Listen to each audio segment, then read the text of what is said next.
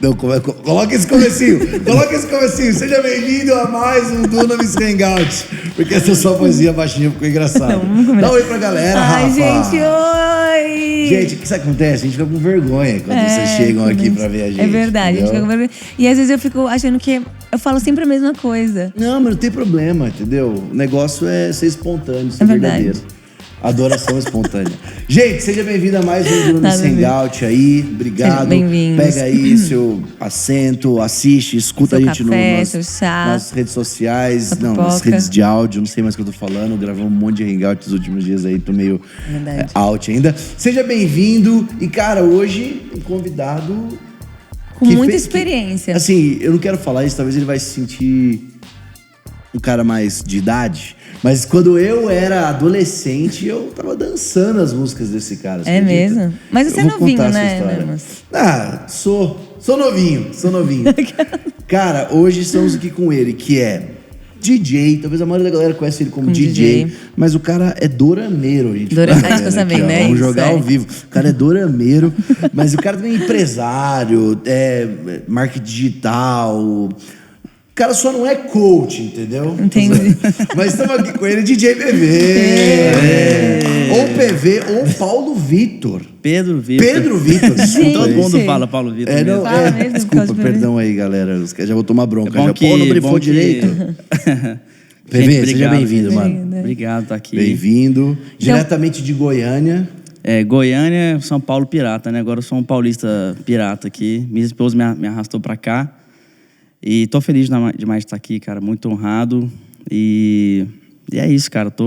Cresci também ouvindo o movimento Dunamis, né? Você me chamou de Tá um falando que escutou o outro inteiro. Engajado com o movimento Dunamis, inspirado pelo Dunamis. E vim aqui conhecer o Joshua também, né? O falado Joshua, o noivo da Rafa. Todas as gravações são melhores quando o Joshua vem. Ele não vem em todas, gente, porque ele é... Entendeu? Tá em todas as headlines, todos os tabloides aí. Rafa Gonçalves está noivo. Exatamente. Misericórdia. Tá aí. Tira disso, gente. PV, obrigado, cara, por ter vindo. Bom demais. Valeu aí por ter pego essa... Diretamente da Coreia do Sul, tava lá de boa. Pois é, você me chamou de dorameiro aí, mas minha esposa que me obrigou, viu? Não, a gente viu ele vestido a caráter. Vai lá na rede social dele. Se você não viu, vai no Instagram dele, por favor. Ele de dorameiro ali mesmo. Não, aquele cara, vídeo... O que a gente não faz, né, cara? A sua atuação tava realmente de alguém que assiste dorama. Minha esposa que roteirizou tudo. E você já tocou em algum lugar da Ásia? Porque você já viajou muito, né? Tocando. Cara, não, ainda não. Mas tem muitas coisas pra rolar aí no Japão, na própria Coreia do Sul, em Singapura. Muita coisa bacana. E a galera curte, né? É diferente. Eu vejo muito que tem uma... Tipo assim, a música eletrônica, a gente já tá entrando no meio, vai entrar, mas a música eletrônica, em cada região do mundo, ela funciona de um jeito diferente, né? Tipo, na Europa é outra coisa do que é aqui no Brasil. Mas muitas vertentes. Aí você vai vendo. Mas, cara, vamos começar do começo, né? Que já entrou aqui. Antes de essa questão de DJ e tal, o PV, cara, conta pra gente, tipo, aonde que Jesus entrou na sua vida, como é que começou a tua vida, onde você se converteu, você era pastor, você liderava jovem. Quem é você? Os caras acham que do nada o cara tá tocando ali na tua Liberdade o Pole Dance. Cara, mostra pra galera aí quem é você. Tô feliz de ouvir esse sotaque assim, com Rzinho interiorano igual o meu, né? Parte, porque aqui você vem em São Paulo, tá por dentro. Minha esposa fala assim, tô entendendo. Eu adoro música eletro, velho. Super legal, né? Essa situação. 180, mano. Tipo, cara, eu adoro quando você faz um remix. Remix. Tomorrowland, velho. Tomorrowland esse ano vai ser no Brasil. Vai ser no dia da Conferência Dunamis, velho. Gente! Olha aí. Então, vamos pra Conferência Dunamis.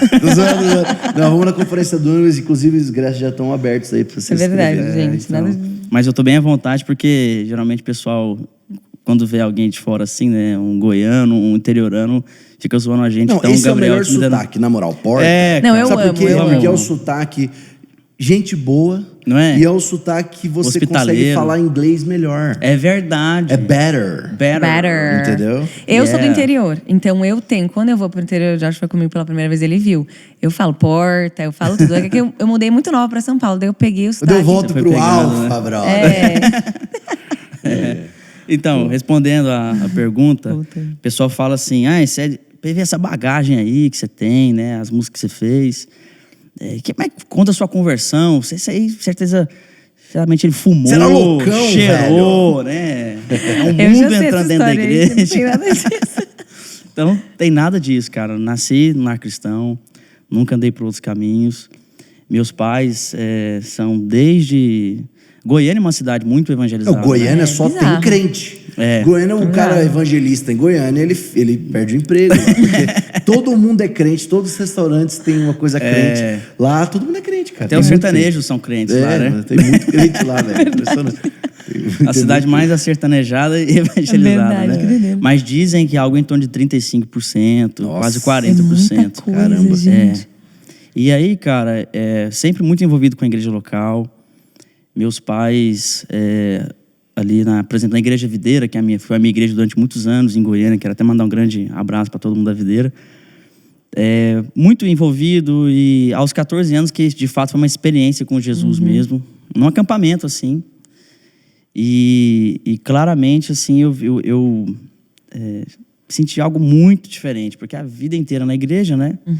E aí foi, de fato, ali um divisor de águas. E o mais estranho é que quando... eu tô falando de 2004. E claramente eu vi que Deus estava me chamando para trabalhar com artes. E eu não tinha nenhum envolvimento com arte. Nenhum. Nada. Não tocava nada. Não criava nada. Gente! Sabe? Nada. Nossa. E a partir desse momento, porque eu até então não estava tão engajado, vamos dizer assim, apesar de nunca ter me desviado. E aí comecei a me envolver igual tá a galera aqui, ó. Tá lá o Joshua, a turma ali. Audiovisual. Comecei no audiovisual. Na igreja bom local, no começo. caso, né? Aí ele editando Movie Maker, no Soundforge, Vegas, Olha, os só programas da época, né? Só os Aí, verdadeiros. só quem é raiz. Hoje tá fácil. Hoje Você vai é lá no chat CapCut. GPT, edita o vídeo aí pra mim. Resolve, né? CapCut, né? Transcreve as coisas. Mas, enfim, na época, tudo muito no início. E não tinha essa clareza, por exemplo, de investimento em audiovisual. Hoje, com a internet, tudo, você abre uma igreja já com o departamento audiovisual funcionando. Naquela época não era tanto uma prioridade. mudou muito, não existe uma né? clareza sobre isso. Eu lembro, só te cortando, mas eu lembro uma vez o Bill Hybels falando isso, da Willow Creek. Ele foi tipo o último summit que rolou aqui no Brasil, eu tava. E aí falaram assim, Bill, o que você investiria? A primeira coisa que você botaria dinheiro numa igreja hoje em dia? Aí ele falou, cara, antigamente você investiria... Ele falou tipo assim, ministério... tal coisa e tal coisa. Duas coisas assim, que aí ele fala, hoje em dia eu investiria em duas coisas. Audiovisual e Ministério de Crianças. Boa. Que era uma outra coisa Boa. contrária. Ano passado, antigamente ele tinha verdade. falado, tipo assim, enfim, eu não vou lembrar o que era, mas era outra resposta. Sim, Então o cara antigamente. chega já, a primeira coisa que investe é audiovisual e Ministério de Crianças. Desculpa aí te Exatamente. interromper, manda Não, bala. mas é isso mesmo. Muito importante você falar isso, porque na época uma clareza que você tinha, abrir igreja, era, leva um cara do louvor, um pregador e tal, e né? O espaço, né? Hoje em Cadeirinha dia, de o plástico. audiovisual, para quem, assim, talvez pessoas de outras bolhas vão pensar, pô, mas audiovisual, cara, porque a internet é o melhor custo-benefício de uma comunicação eficiente, alcançável.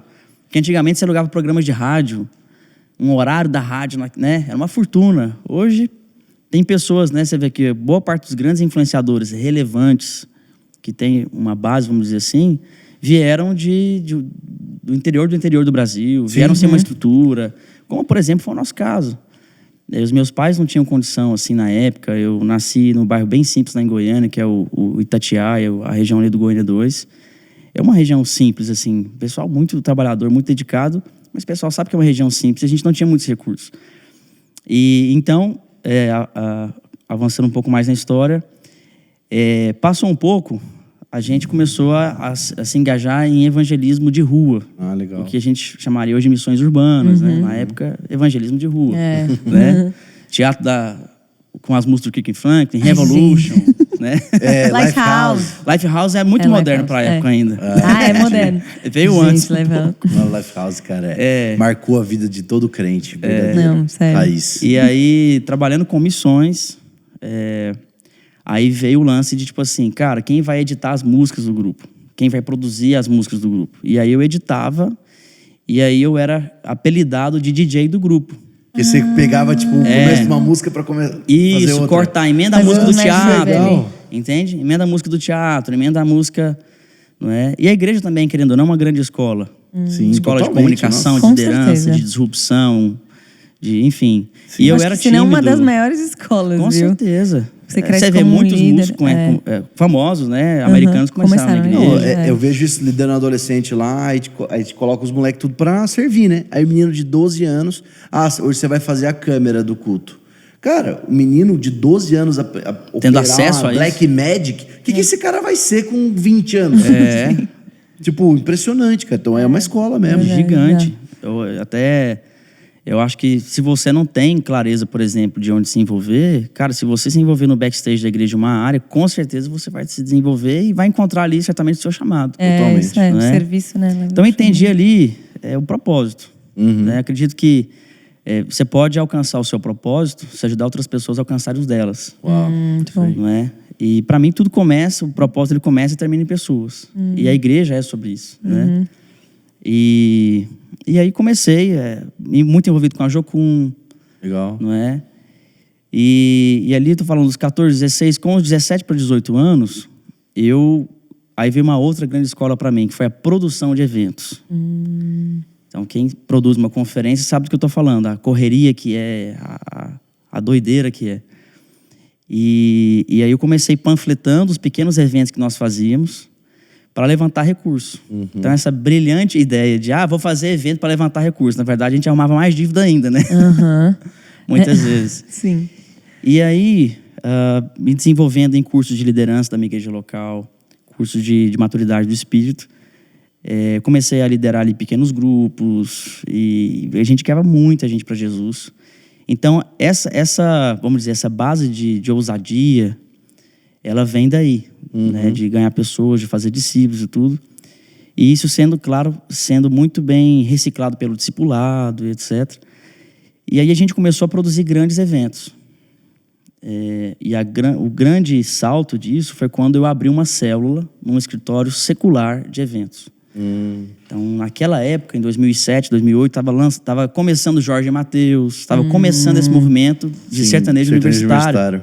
Né? Hoje o pessoal já não tem esse nome mais, mas na época, porque o sertanejo universitário ele foi muito disruptivo numa nova... Aqui não vou entrar em detalhes do que é falado ou não, mas foi de fato uma nova era no mercado sertanejo naquela época. Né? A música financeiramente. Muito. Números absurdos. A modernidade assim, disso, né?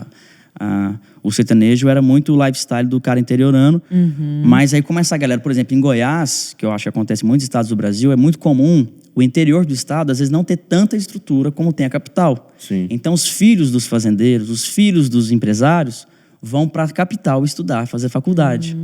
Entende? Então, isso cruza aí um comportamento, né? Esse é o movimento. Com esse movimento. Então, o sertanejo traz o sertanejo universitário traz essa trilha sonora de lifestyle. Né?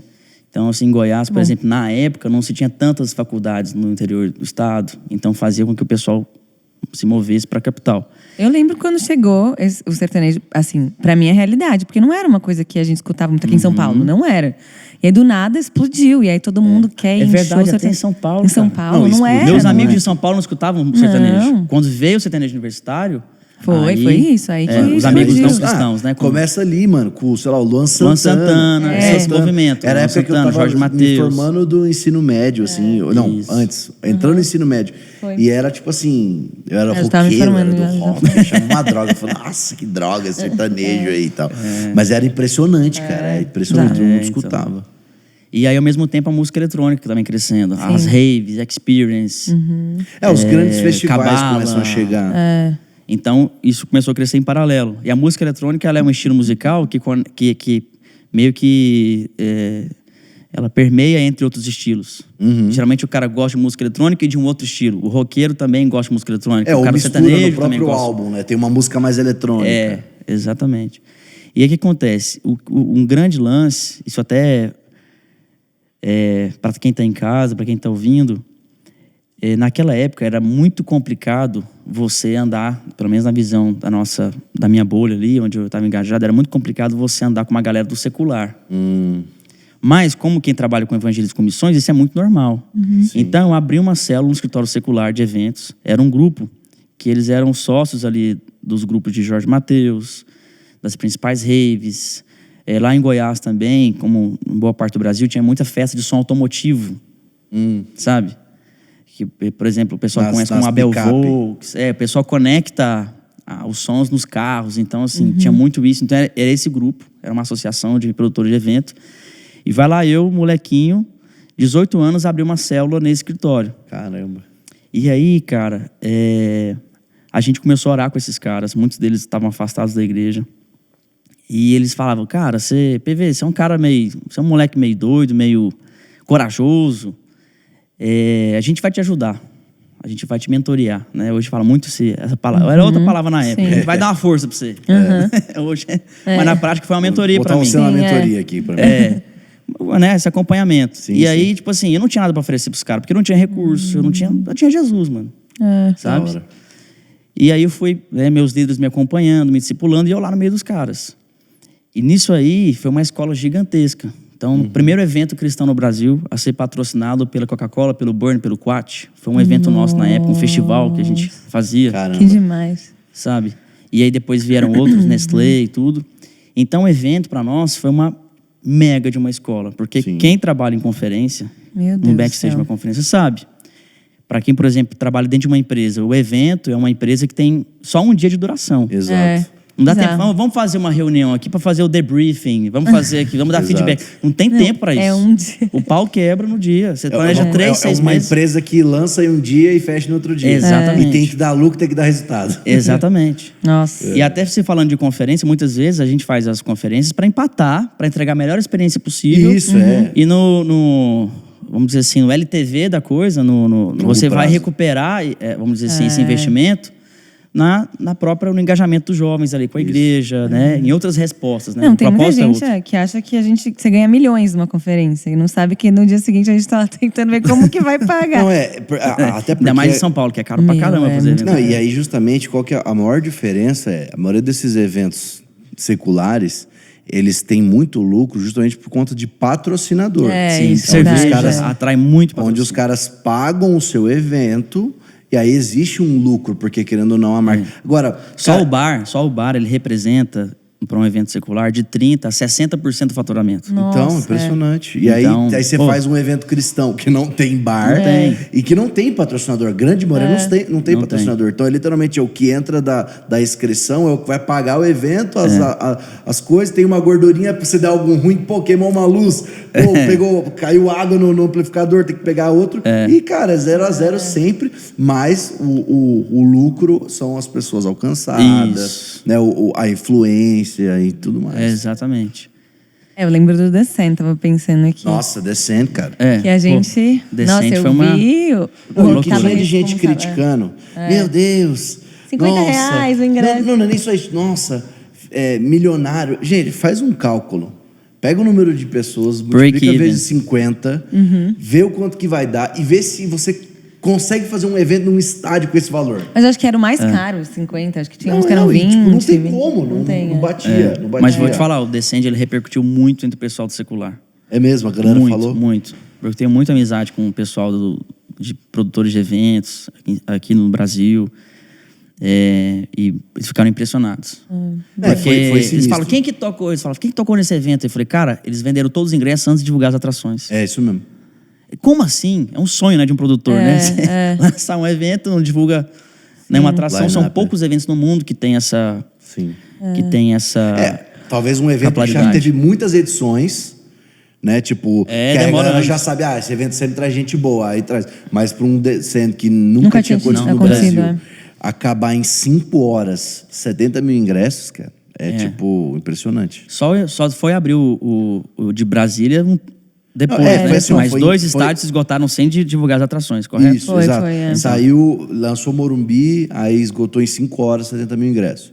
Aí passou uma semana, que eram as negociações lá para a questão do Allianz, lançou o Allianz, em 48 horas, 2 dias, também mais 60 mil ingressos. E aí saiu o line-up, e aí foi quando a gente falou, cara, ainda tem muita gente querendo, tinha uma lista de espera de 150 mil pessoas ainda. Nossa. Aí foi lá e lançou Brasília.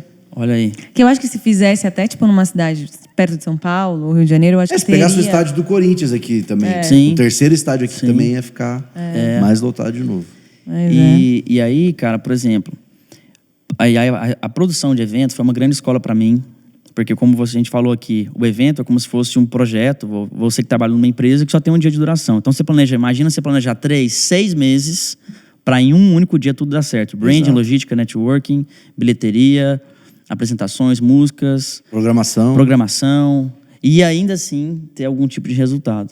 Então, os primeiros eventos, eles começaram muito no 0 a 0 ou até no negativo, e depois a gente começou a conseguir levantar recurso. Sim. Então, a gente trabalhou com muitas bandas nacionais, inclusive as 2 últimas turnês do Hillsong United, a nossa empresa, em conjunto com uma outra empresa que Caramba. se organizou. demais. Até eu abri o show de Brasília, por exemplo. Da hora. Então, eu fiquei fazendo isso de 2008 a mais ou menos 2016. Um paralelo aí foi em 2012. Que aí, em 2011 para 2012, foi muito marcante. E até uma reflexão para quem está em casa, para quem está ouvindo. Em 2011, eu marquei um evento para uma data X. E o Enem foi remanejado e caiu nessa mesma data desse evento. E o público jovem, né? Público jovem, 80%. Resultado, fumo, como diz, prejuízo, né? Tinta. Ninguém colou. Prejuizaço. Na época eu quebrei, eu tinha 21 anos. Quebrei com 21 anos Assim, de idade. o jovem hoje em dia iria. Porque ele falou, mano, não vou fazer o Enem, não, vou pra curtir que lá na festa. Ano que vem eu... O jovem iria hoje em dia, ele tava mais desleixado. Então, com 21 anos eu quebrei. Nossa. Na época eu terminei um relacionamento também de muito tempo. Vixe. Cara, tudo assim, só quando a gente lá em Goiânia, só o peteco, assim, só a... O bom desse Errado. podcast é que você tá pegando uma história irada e tá saindo daqui com um vocabulário novo aqui de verdade. Goiânia. Só perrengue, né? E aí, cara, por um relacionamento que eu já tinha com os fornecedores e tal, o pessoal parcelou a dívida pra mim, eu fui pagando, demorei 1 ano pra pagar todo mundo. Só que nessa crise, eu fui pra dentro de um estúdio e falei, cara, agora eu vou buscar um tempo novo no Senhor, vou buscar... O que Deus tem pra me ensinar nesse tempo? Né? Porque eu acho que as crises são os momentos que a gente tem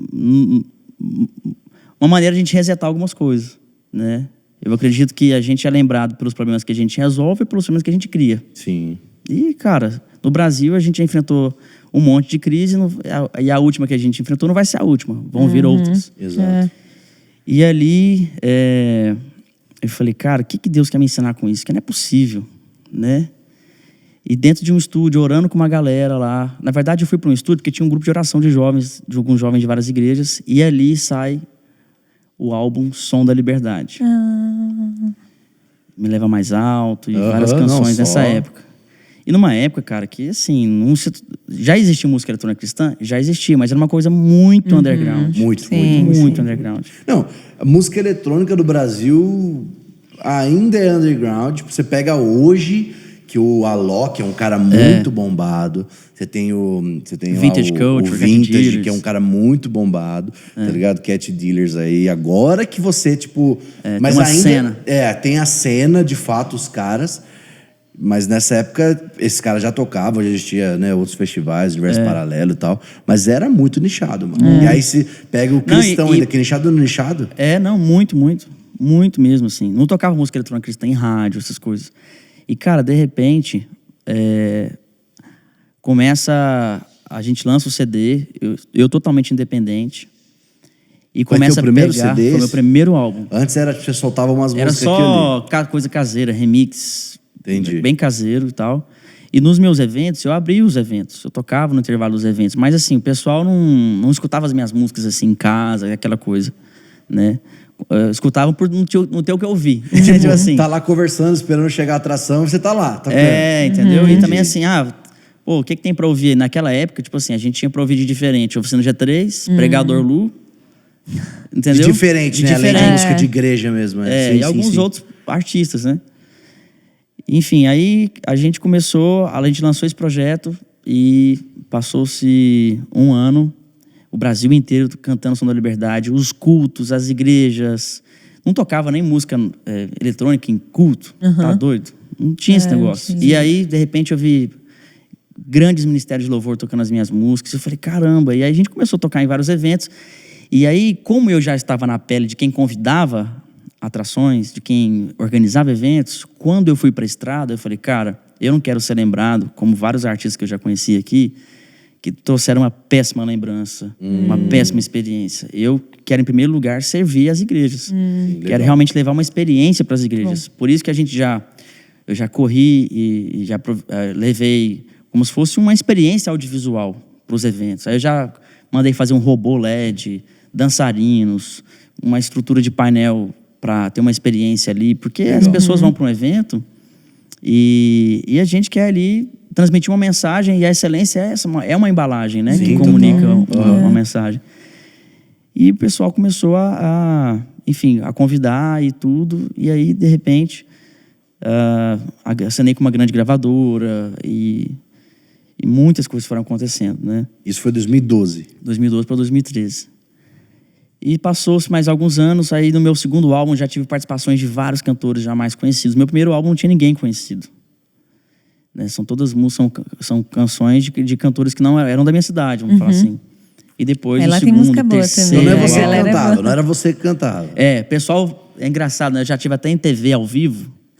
Aí a TV, ele que canta aquela música, Som da Liberdade, canta um trechinho. Imagina, cara. Tem muita gente que chega em mim, olha, eu adoro os seus hinos, você que canta aquela música, Som da Liberdade, Ela chega no me leva Faustão mais. lá, quem sabe faz ao vivo. Aí eu até cantava um trechinho assim, falava, ó, não sou cantor, né, mas é aquela música, ó, me leva mais alto, mais alto. Essa música, essa aí. Tem que fazer uma música com o cara do Caneta Azul. Imagina que da hora, velho. Pregar pra ele. Pedro Gomes? Manuel Gomes. Manuel. Cara. E então foram lançando vários álbuns. Da hora. Você estava falando do Alok, por exemplo. O Alok, geralmente, é gente que modela coisas do mundo, vamos falar assim, converte, adapta, né? E, enfim. Mas o próprio Alok, por exemplo, regravou a música minha. Da hora. Que demais. Uma música 100% cristã, Vou para o Alvo. Ele lançou essa canção junto com um padre que chama Padre Manzotti. Ah, tô ligado. Não é? Eu já vi isso. Então. E, enfim, cara, muitas portas se abriram. Mas você também deve ter tido muita crítica, né, mano? Muita. Porque a gente sabe que a igreja agora tá mais tranquila, assim. Tem seus tempos, né? A bateria do diabo, não sei o quê. Com certeza, você deve ter tido muita crítica. Sim. Muita gente, tipo, te criticando. Cara, trazendo o mundo pra dentro Até da hoje igreja. tem um pouquinho ainda. Até hoje? Tem. E como você vê isso? Cara, pra mim... assim, pra mim que a gente nasceu na igreja, tudo quando a gente faz uma coisa nova, normalmente as pessoas têm medo do novo, certo? E eu acho que tem que ter mesmo, mas não chamaria de medo, eu acho que tem que ser critério. Então assim, ó, pessoas que vêm criticar no sentido de quem é essa pessoa e não sei o quê, eu acho que tem que questionar mesmo, tem que questionar. Agora, questione não o estilo musical, questione a pessoa, quem ela é, quem é o pastor dela, quais são os frutos dela. Porque a gente sabe que tem gente do louvor, adoração, tudo falar certinho, assim, mas que não tem uma vida com Deus. Né? Tem uma vida bagunçada no casamento, na família, etc. Sim. Agora, tem pessoas sérias em outros estilos. Né? Então, eu tenho muito respeito aos tradicionais, ou até pessoas que pensam diferente, muito respeito. Porque se não fossem eles, nós não estaríamos aqui hoje. Eles construíram a história da igreja. Com certeza. Então, eu nunca bati de frente. Até por alguns deles terem uma certa, no aspecto, deixo com muito respeito, assim, terem uma ignorância ao conhecimento. Uma limitação. Da minha bolha. Né? A distância do assunto revela o quão, às vezes, a pessoa está ignorante em relação ao contexto que nós vivemos. Mas eu sempre respeitei, nunca bati de frente. Agora, pessoas que vêm questionar o seu caráter a partir de um estilo musical, não é? Eu vejo a música eletrônica como uma ferramenta. Sim. Como uma linguagem. Esse microfone foi fabricado dentro de uma igreja? Não, foi fabricado, vamos falar a linguagem dos caras, né? Do pessoal mais tradicional. Foi fabricado no mundo.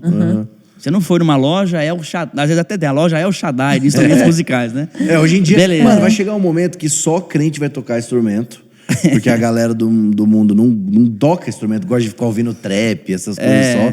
Vai chegar uma hora provável. que... Não, os caras já falam, você tá manja, galera, que hoje em dia, tipo, mano, metade dos músicos sertanejos hoje eram cristãos ou vieram da igreja. Sim, mas vamos falar assim, o criador desse instrumento aqui, daquela câmera ali, é um cara do mundo. Exato. Muito provavelmente. Sim. Só que a gente usa isso aqui, ó, como uma ferramenta, como um idioma, como uma linguagem. Legal. Agora, tem que ter muito cuidado. Todas as minhas músicas são cristocêntricas. Eu tenho... Toda vez antes de lançar uma música, eu submeto as minhas composições a pastores para revisar, caso ali vai soar com uma potencial coisa fora da Bíblia. Legal. Por mais que eu tenha uma devocional todos os dias na presença de Deus, tenha uma vivência na igreja, eu ainda passo por uma revisão teológica das minhas músicas, sabe?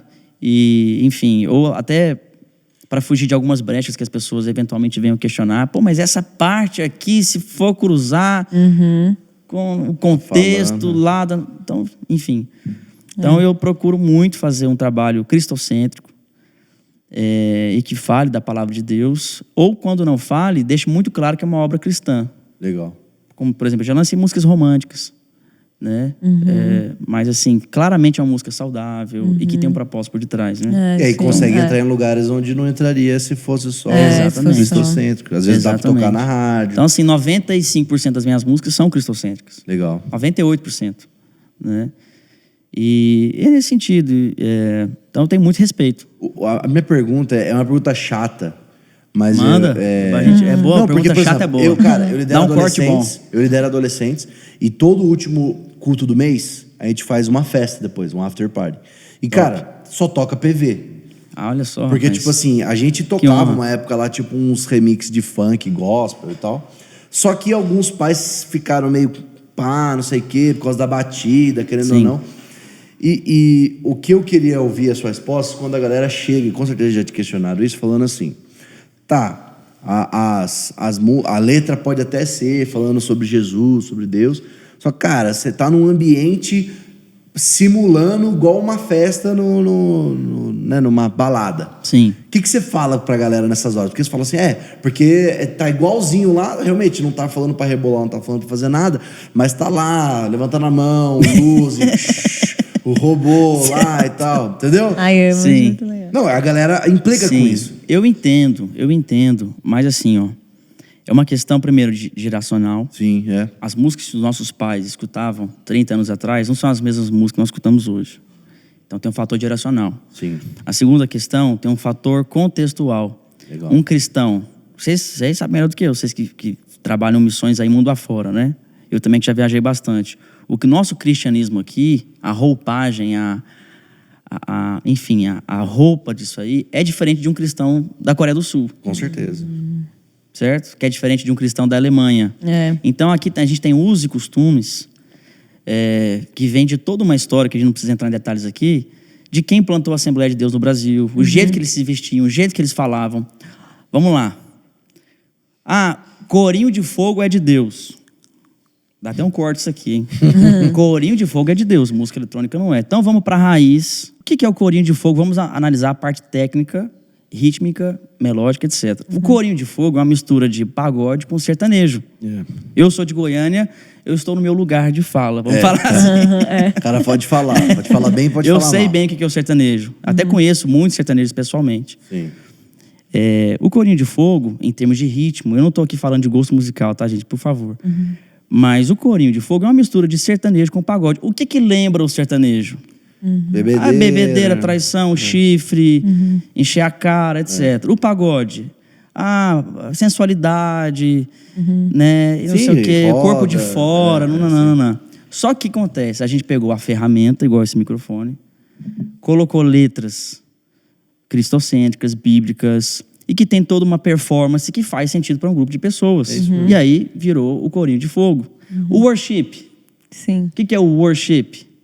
É uma mistura de ritmos como o rock mais melódico, o pop rock. Sim. Vamos traduzir, uma mistura de Coldplay, de U2. O que Coldplay muitas vezes lembra? Bandeiras progressistas, LGBT, tal. Aí vamos pra música eletrônica. Aí na hora de lembrar da música eletrônica, aí fala, não, música eletrônica lembra droga, isso não pode entrar na igreja. Entendeu? Gente, Então a música eletrônica também é um ritmo musical que a gente pode se apropriar, na verdade a gente reapropriar, porque tudo foi criado por Deus e pra Deus. Legal. Né? E a gente assume isso e com muita responsabilidade cuidamos dessa linguagem e cuidamos de quem está à frente dessa linguagem. Legal. Então, por exemplo, tem muita gente que critica a Anitta, critica os produtores de conteúdo sensual aí, mas não valoriza os produtores de conteúdo cristãos, os filmes cristãos, os ritmos musicais diferentes cristãos e por aí vai. Então, eu acredito que se a gente entender o que está por detrás desse ritmo, por exemplo. E também acho que muitas vezes só criticar vai só suprir uma falta que é talvez a tua maturidade de entender essas coisas. Em vez de criticar, faz alguma coisa. Se você só ficar criticando, ninguém vai criar nada, não vai fazer nada, quem é não vai trazer transformação pra nada. espiritualmente entende. Exatamente. E outra coisa, isso aí vai desviar os jovens da igreja. Uma música vai desviar os jovens da igreja? Não, eu também acho que o capim da igreja não tá muito verde, não.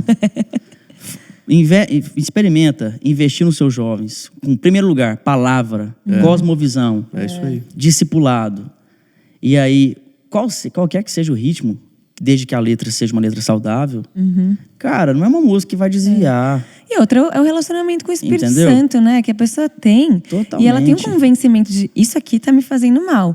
Cara, você ouvir uma música, é assim, ó. Você vai... Todos os sentimentos vêm pra fora. Porque música desperta muita coisa na gente. Sim. Então você ouve uma música, as pessoas falam, pode ouvir música do mundo? Tá, primeiro, é uma música de qualidade. Segundo, é uma música que tem uma letra que edifica. Terceiro, o Espírito Santo, a presença do Espírito Santo se afastou de você quando você ouviu. Exatamente. Isso na hora você sabe disso. Então a Totalmente. gente às vezes fica se enganando. Pode ouvir, não pode? Você sabe. Você tem um relacionamento com Deus. Você tem o Espírito Santo que mora dentro de você. Às vezes é uma falta de perguntar, Espírito Santo, o que está acontecendo? Porque a gente percebeu, você já sentiu ali um negócio estranho, ou você ficou triste, ou você ficou com vontade de pecar, fazer alguma coisa, então a gente percebe, né? Não, e também tem pessoas, tipo assim, às vezes o cara no mundão, ele realmente foi da rave, da droga, não sei o quê. Se esse cara não se sente saudável num ambiente cristão, que está tendo ali uma celebração, esse cara, ele vai se policiar com ele mesmo. Cara, isso aqui me lembra, tal, eu não vou. Sim, Entende? Cara, mas aí eu também agora, vejo esse o lado cara também positivo. julgar, falar assim, não, isso aí lembra, tal. Cara, cada um tem o seu desafio, tem a sua história e vai filtrar. Agora, igual você vai começar a falar agora. O que a gente perde em não se apropriar dessas linguagens, não ocupar esse lugar. Imagina se a gente demonizasse a internet. Como já demonizamos lá atrás, quando ela surgiu. Exato. Imagina se a gente demonizasse quantas pessoas nós deixaríamos de alcançar. Mano, o cara que tava a vida inteira na balada, isso aqui, o cara aceita Jesus. Aí o cara descobre que ele pode curtir aquele som que ele curtia, mas agora adorando a Deus, o cara vai fundo, assim, na fé dele. Então, tipo, a gente tem que olhar mais do que o que é diferente, mas aquilo que Deus vai usar através daquilo. Então, exatamente. Tipo, com certeza, mano. Teve gente que o cara tava lá nas raves, tal, acaba se convertendo, mas até ele tá maduro o suficiente para conseguir ir num culto, lá no momento de adoração, o cara, talvez a porta de entrada dele de novo, ele começar a escutar as tuas músicas. Porque ele tá mais acostumado. Aí ele começa, aí puxa uma coisa, agora eu quero ler mais minha Bíblia, quero entender mais isso, tal. Então, cara, Deus, ele usa todas as coisas. Totalmente. E assim, o cara, eu vejo muito, tipo assim, você vai no churrasco, aí você vai botar uma música de oração? Muitas vezes não, você quer botar uma música mais animada. Exato. Né? Você tá ali de férias com seus amigos, tá ali trocando uma ideia massa e tal. Cara, você vai botar uma música mais de celebração, mais animada. E hoje o que o pessoal mais fala é, falta música de celebração. Até os músicos, né, de louvor e adoração estão sendo desafiados a lançar mais música de celebração. Você vai abrir um culto de jovem. Às vezes você quer começar pra cima e tudo. É uma questão de linguagem, de identificação. Até aconteceu esse domingo, eu até coloquei lá no meu Instagram que a gente tava cantando uma música animada no culto. E aí eu e o Matheus, né? E o Matheus, ele se empolgou, ele deu um grito. Tipo assim, muito. Porque a gente começou a ficar tão empolgado, porque era muito alegre. Né? E a palavra era totalmente palavra de Deus, assim. E a gente, nossa, isso é muito empolgante. E aí ele deu um berro, assim. E foi muito bom, sabe? Libertador, assim. Você fala, eu quero curtir na presença de Deus. A presença de Deus é divertida, ela é alegre, ela nos traz alegria. E eu acho que tem mesmo uma dificuldade ali da gente, às vezes fica nesse lugar mais melancólico, né? Sim. E a gente, estereótipo. Isso é cultural. O Theo fala isso, exatamente. O Theo fala assim, o brasileiro, né, todos os gringos vêm aqui ver a gente fazendo adoração, aí eles falam, meu Deus, o brasileiro ama Jesus. Em partes verdade, mas em partes que o Theo ele fala, né, que o brasileiro ele é muito idólatra por natureza. Então muitas vezes ele não tá adorando. Ele tá emocionado. Ele tá adorando o sentimento de estar lá. Tipo assim, então, cara, tem gente que vai, sei lá, quebra o meu vaso, é da Luma aqui, da família. Cara, uma música maravilhosa. Aí às vezes a menina tá lá chorando, ela não tá quebrando o vaso dela, assim, realmente aos pés de Jesus. Ela tá ali, tipo, curtindo a vibe deprê, que ela também tá curtindo no quarto dela, escutando o NX0. E aí, por isso que eu acho que a música é uma coisa tão polêmica no Brasil, porque se a gente vai pra um lugar muito deprê, igual a gente tem falado na cena cristã, aí a gente começa a idolatrar o sentimento. Exato. E também se teve uma época que a música era só celebração, era só música lá em cima e tal, high praise, e aí, tipo, acabou virando um idólatra que é, tipo assim, uma curtição, uma festa, e Deus também não estava sendo adorado. Então, sempre tem que ter uma maturidade, e por isso que acho que é importante vocês, como pessoas cheias do Espírito Santo, instruídas, sempre à frente de momentos de adoração, mas assim, sempre trazendo adoração. Por isso que é um líder de adoração. Cara, você tá aqui para adorar a Deus. Você não tá aqui nem pra curtir tua deprê aqui do worship profundo e nem tipo ficar pulando, extravasando, mas no final, porque a gente vê isso, às vezes a gente vai em igrejas que você vê a adoração, parece que rompeu o céu. Aí eu vou pregar, os caras estão completamente desconectados. Fala, esse cara aqui não tava adorando Jesus. É verdade. Hoje a galera, como hoje a internet, ela possibilitou muitas coisas, mas ela empobreceu outras. As pessoas, a gente vive uma geração muito instantânea. É isso. Até porque eu também trabalho com isso, eu sei como funcionam os algoritmos. Sim. Trabalho com isso há muitos anos. Desde que a gente promovia eventos, até hoje que a gente atua na internet, né? Eu tenho, por exemplo, mais de 1 milhão de seguidores no YouTube. Cara, é um alcance poderosíssimo. Você tem uma ferramenta ali que você tem que tomar muito cuidado. E aí, por exemplo, da mesma maneira, eu sou o primeiro também a ser diligente e a questionar alguns contextos, porque assim, muita gente vê lá um corte de um trecho de uma festa legal, o pessoal tá ali celebrando dentro de uma conferência, o encerramento de uma conferência, tá lá pra cima. Aí o cara vê, é o mundo entrando dentro da igreja, né? Aí tinha todo o resto da galera se quebrantando. Cara, pesquisa um pouco, entende aquele contexto. Existe alegria, liberdade na presença de Deus, e falam palavras. E ainda fala assim, hoje as igrejas, para encher, tem que fazer isso. Eu te falar, uma igreja, ela não se torna sólida só com isso. Com certeza. É muito vazia, ter só festa. Ter só uma coisa ou outra. O que eu acredito, até viajando e conhecendo igrejas que têm um ministério, que tem longevidade, é palavra, cosmovisão, discipulado e equilíbrios de linguagem. Muito bom. Equilíbrio, linguagem de internet. O como vai mudar. Exato. Tem que se atualizar. Você se casa com os seus princípios, e muda os métodos. Até o Theo fala muito sobre isso, né? Se casar com os seus princípios, mas você namorar os métodos. Isso. Cara, esse método não tá funcionando, vamos pro próximo e desapega. Mas os princípios a gente não negocia. PV, muito bom. Antes da gente entrar para esse teu outro lado da moeda, pra gente falar de tecnologia, de tendências, de gerações... Cara, uma coisa que é muito doida, assim, você já tocou muito lugar no Brasil, muita gente conhece, mas é impressionante como a galera da Latinoamérica curte você. Tipo, cara, a gente tava dando uma pesquisada nos teus materiais, assim, shows, né? Tipo, apresentações gigantescas na América Latina. Glória a Deus, Tinha um até que você mandou pra gente lá, acho que na Argentina. Tipo, mano, muito grande. Como é que é pra você, tipo, assim, como é que você vê essa cena na América Latina? Porque às vezes a gente está muito acostumado, assim, a Europa a gente sabe que é bem ligada com música eletrônica e tal. Mas na América Latina a galera curte muito essa parada mais de celebração. Você acha que é mais cultural? O que você acha? Cara, é um desafio também, porque a América Latina, se a gente... Eu comecei esse trabalho lançando músicas em espanhol com cantores do universo latino em 2017. Legal. E eu confesso que eu não imaginava mesmo, porque eu não falava espanhol na época.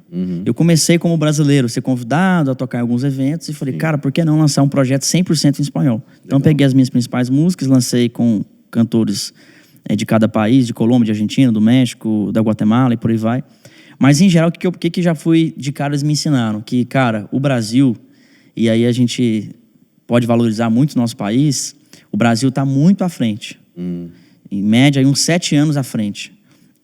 Da média geral da América Latina. Tem países que estão praticamente colados no Brasil, mas tem países que estão muito atrás em termos de tecnologia, em termos de maturidade no aspecto congregacional. Então, para eles, cara, música eletrônica é um giga de um escândalo.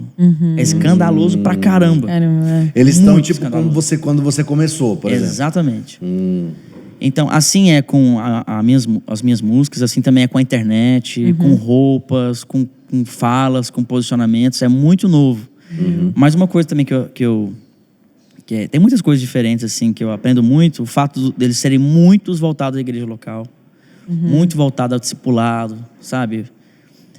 Que hoje no Brasil estão relativizando isso. O quanto eu tenho que estar numa igreja local, o quanto eu tenho que estar no discipulado. Isso faz sentido? Cara, Óbvio. pra nós é óbvio, né? Aqui na nossa bolha é óbvio. Mas tem muita gente relativizando.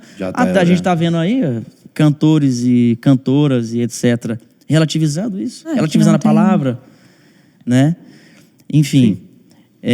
Então, eles têm muito esse temor.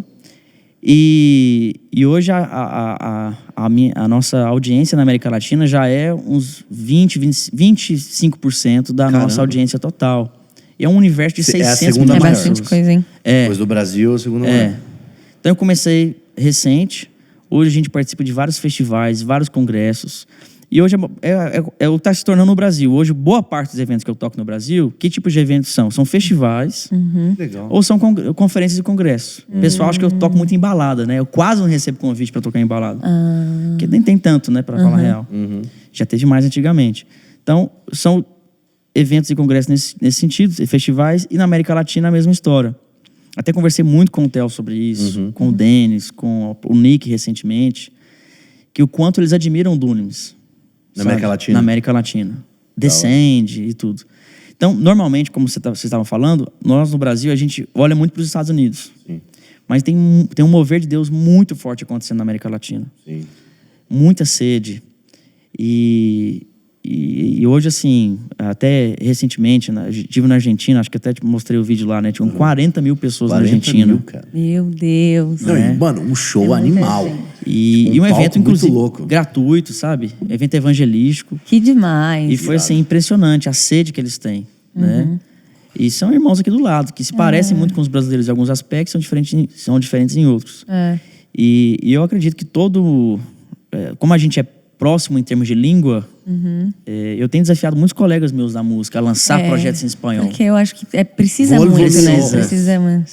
Vuelvo mis ojos. Eu já cantei lá algumas vezes em espanhol.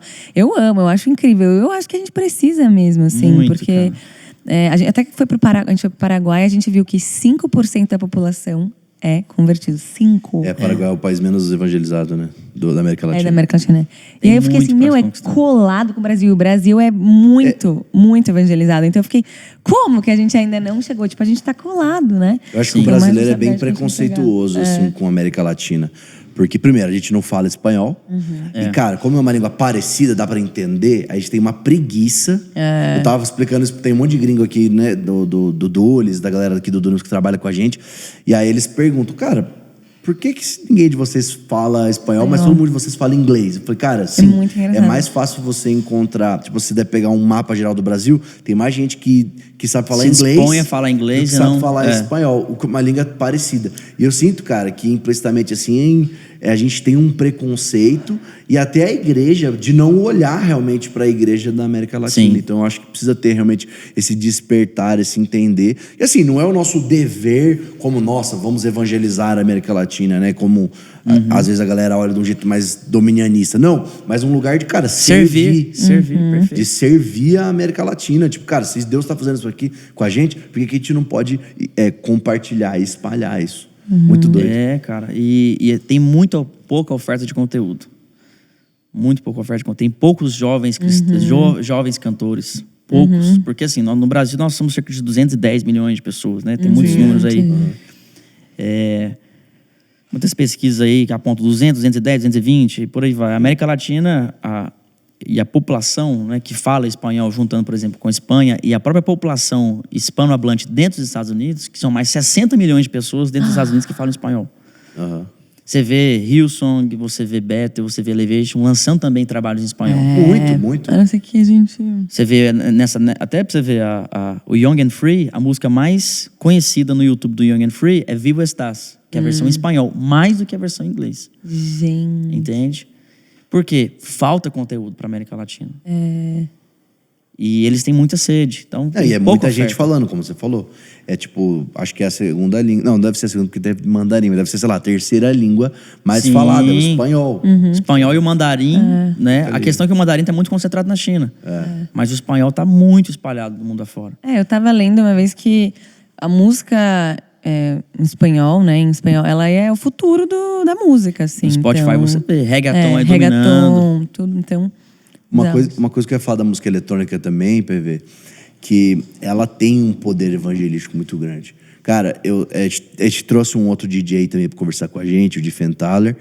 É uma outra pegada, ele é um DJ que se converteu, ele não faz conteúdo, música tipo eletrônica. Mas a gente tava conversando, mas eu queria trazer esse assunto pra cá também, que é, por exemplo, cara, tem vários DJs que são cristãos e que eles, no meio... Cara, eu já vi sets do Steve Angelo, que ele coloca a pregação do T.D. Jakes. Irado, né? Cara, é o começo da Tomorrowland, se não me engano, 2018, 2017, que é um set e 20 minutos começam com uma pregação do T.D. Jakes. E, mano, a galera chorando no começo do set, tá ligado? Então, tipo, é um jeito muito evangelístico de chegar na galera.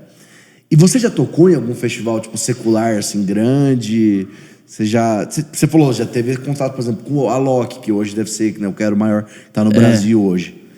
Cara, eu já toquei em alguns eventos seculares, mas foram raros eventos, porque eu particularmente tenho um chamado e um cuidado muito grande com o público cristão que me segue. Legal. Então, se eu vou para um evento secular, aí eu tenho que ter um cuidado muito grande, porque, vai um público cristão num evento secular. E como é que fica isso? Porque às vezes a galera vai atrás de você. Quando eu toquei num evento, um festival, tinha uma rave que chama Playground, que eles têm uma turnê Brasil afora, uma das grandes raves no Brasil.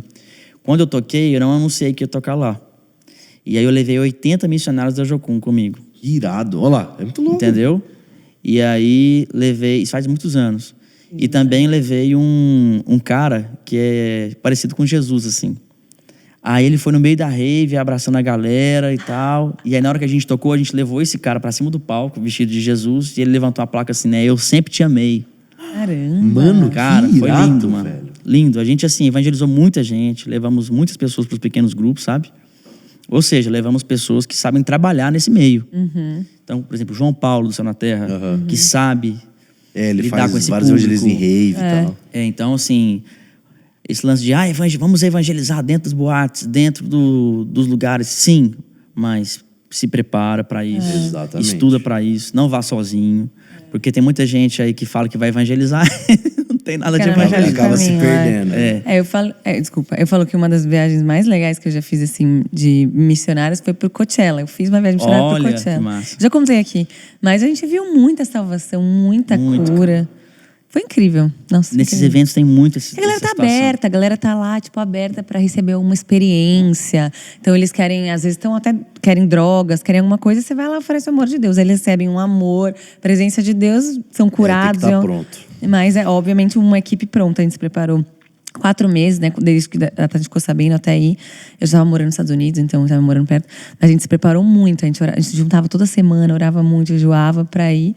E a gente viu muita gente assim, vindo pra Jesus. Isso que a Rafa falou acontece muito mesmo, porque quando o pessoal vai em eventos assim, eles estão muito vulneráveis, estão ali afogando uma água, estão ali para esquecer os seus problemas. Então o cara tá sensível.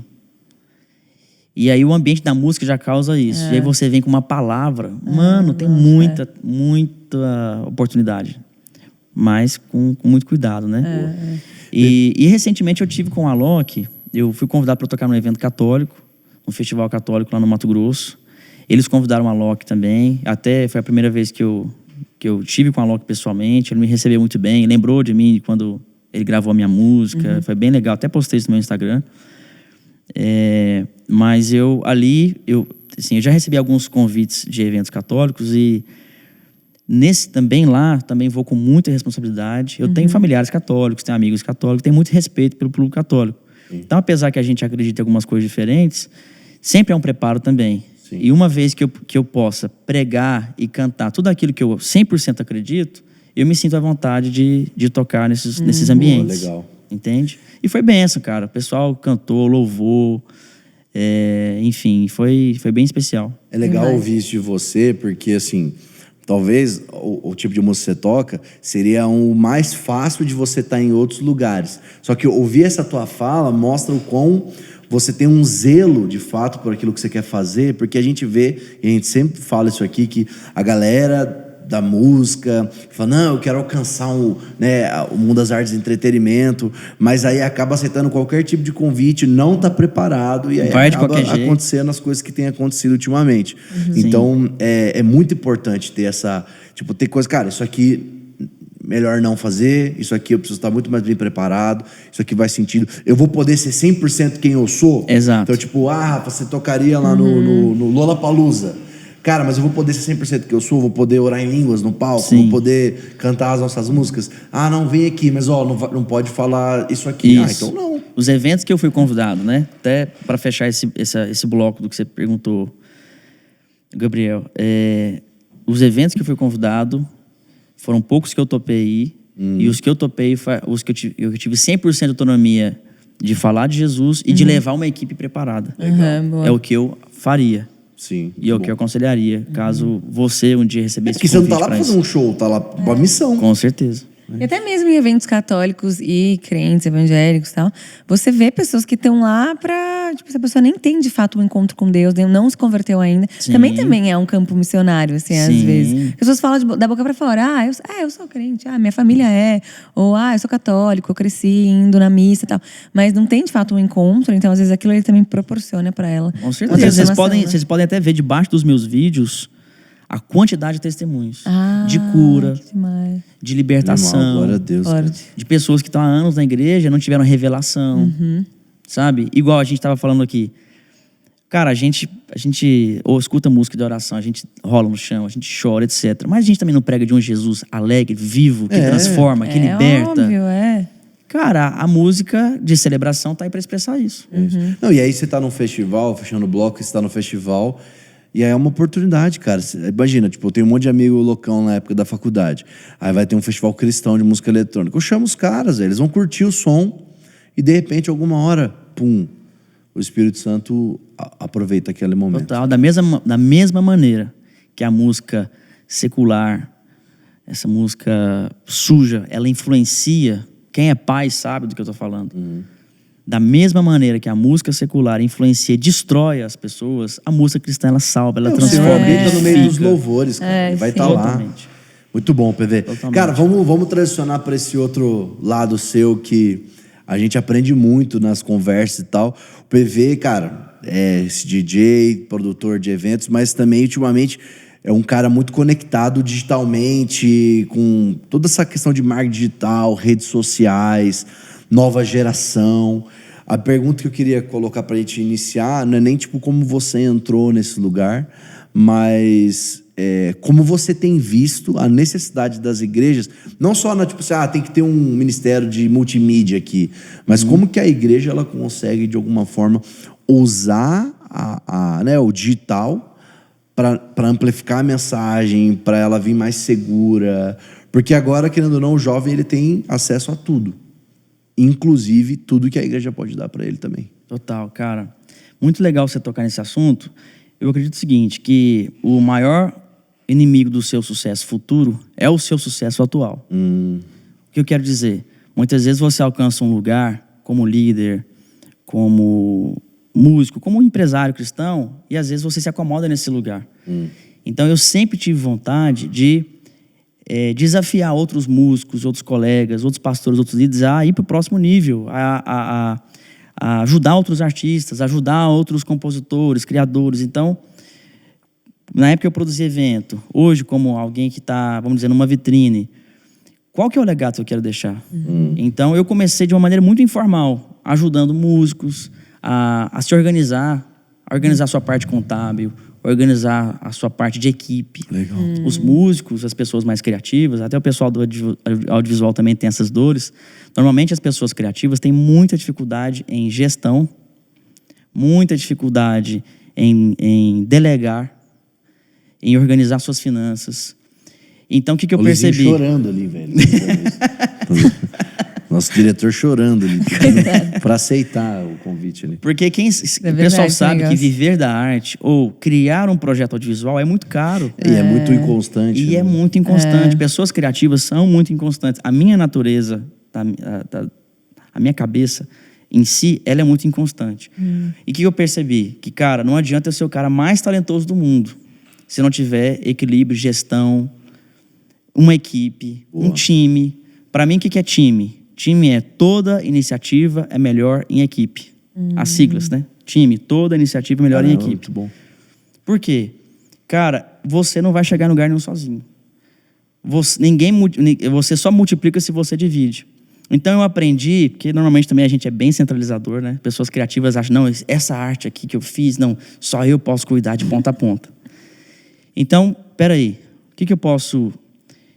como é que eu posso alcançar mais? Como é que eu posso multiplicar mais o alcance disso? Eu preciso de um time, preciso formar pessoas. E aí lá, por isso que os eventos foram uma grande escola para mim, porque eu aprendi com os grandes produtores, grandes empresários desse ramo, que sem uma equipe você não vai a lugar nenhum. Isso para muitos é muito óbvio, mas pouca gente coloca isso em prática. Sim. Então, primeiro, eu comecei a estudar sobre comunicação, sobre liderança, sobre inteligência emocional, sobre gestão financeira. E meu maior investimento hoje é em estudo. Legal. Então, assim, eu saí de uma especialista para ser alguém mais generalista. Então, eu entendo um pouco de algumas coisas para poder até ter critério de ter um gestor de tráfego, de ter um copywriter, de ter um diretor de audiovisual, de ter um gestor financeiro. Então, as pessoas criativas saberem um pouco de cada um desses universos, saber sobre métricas. Então, se você me perguntar assim, PV...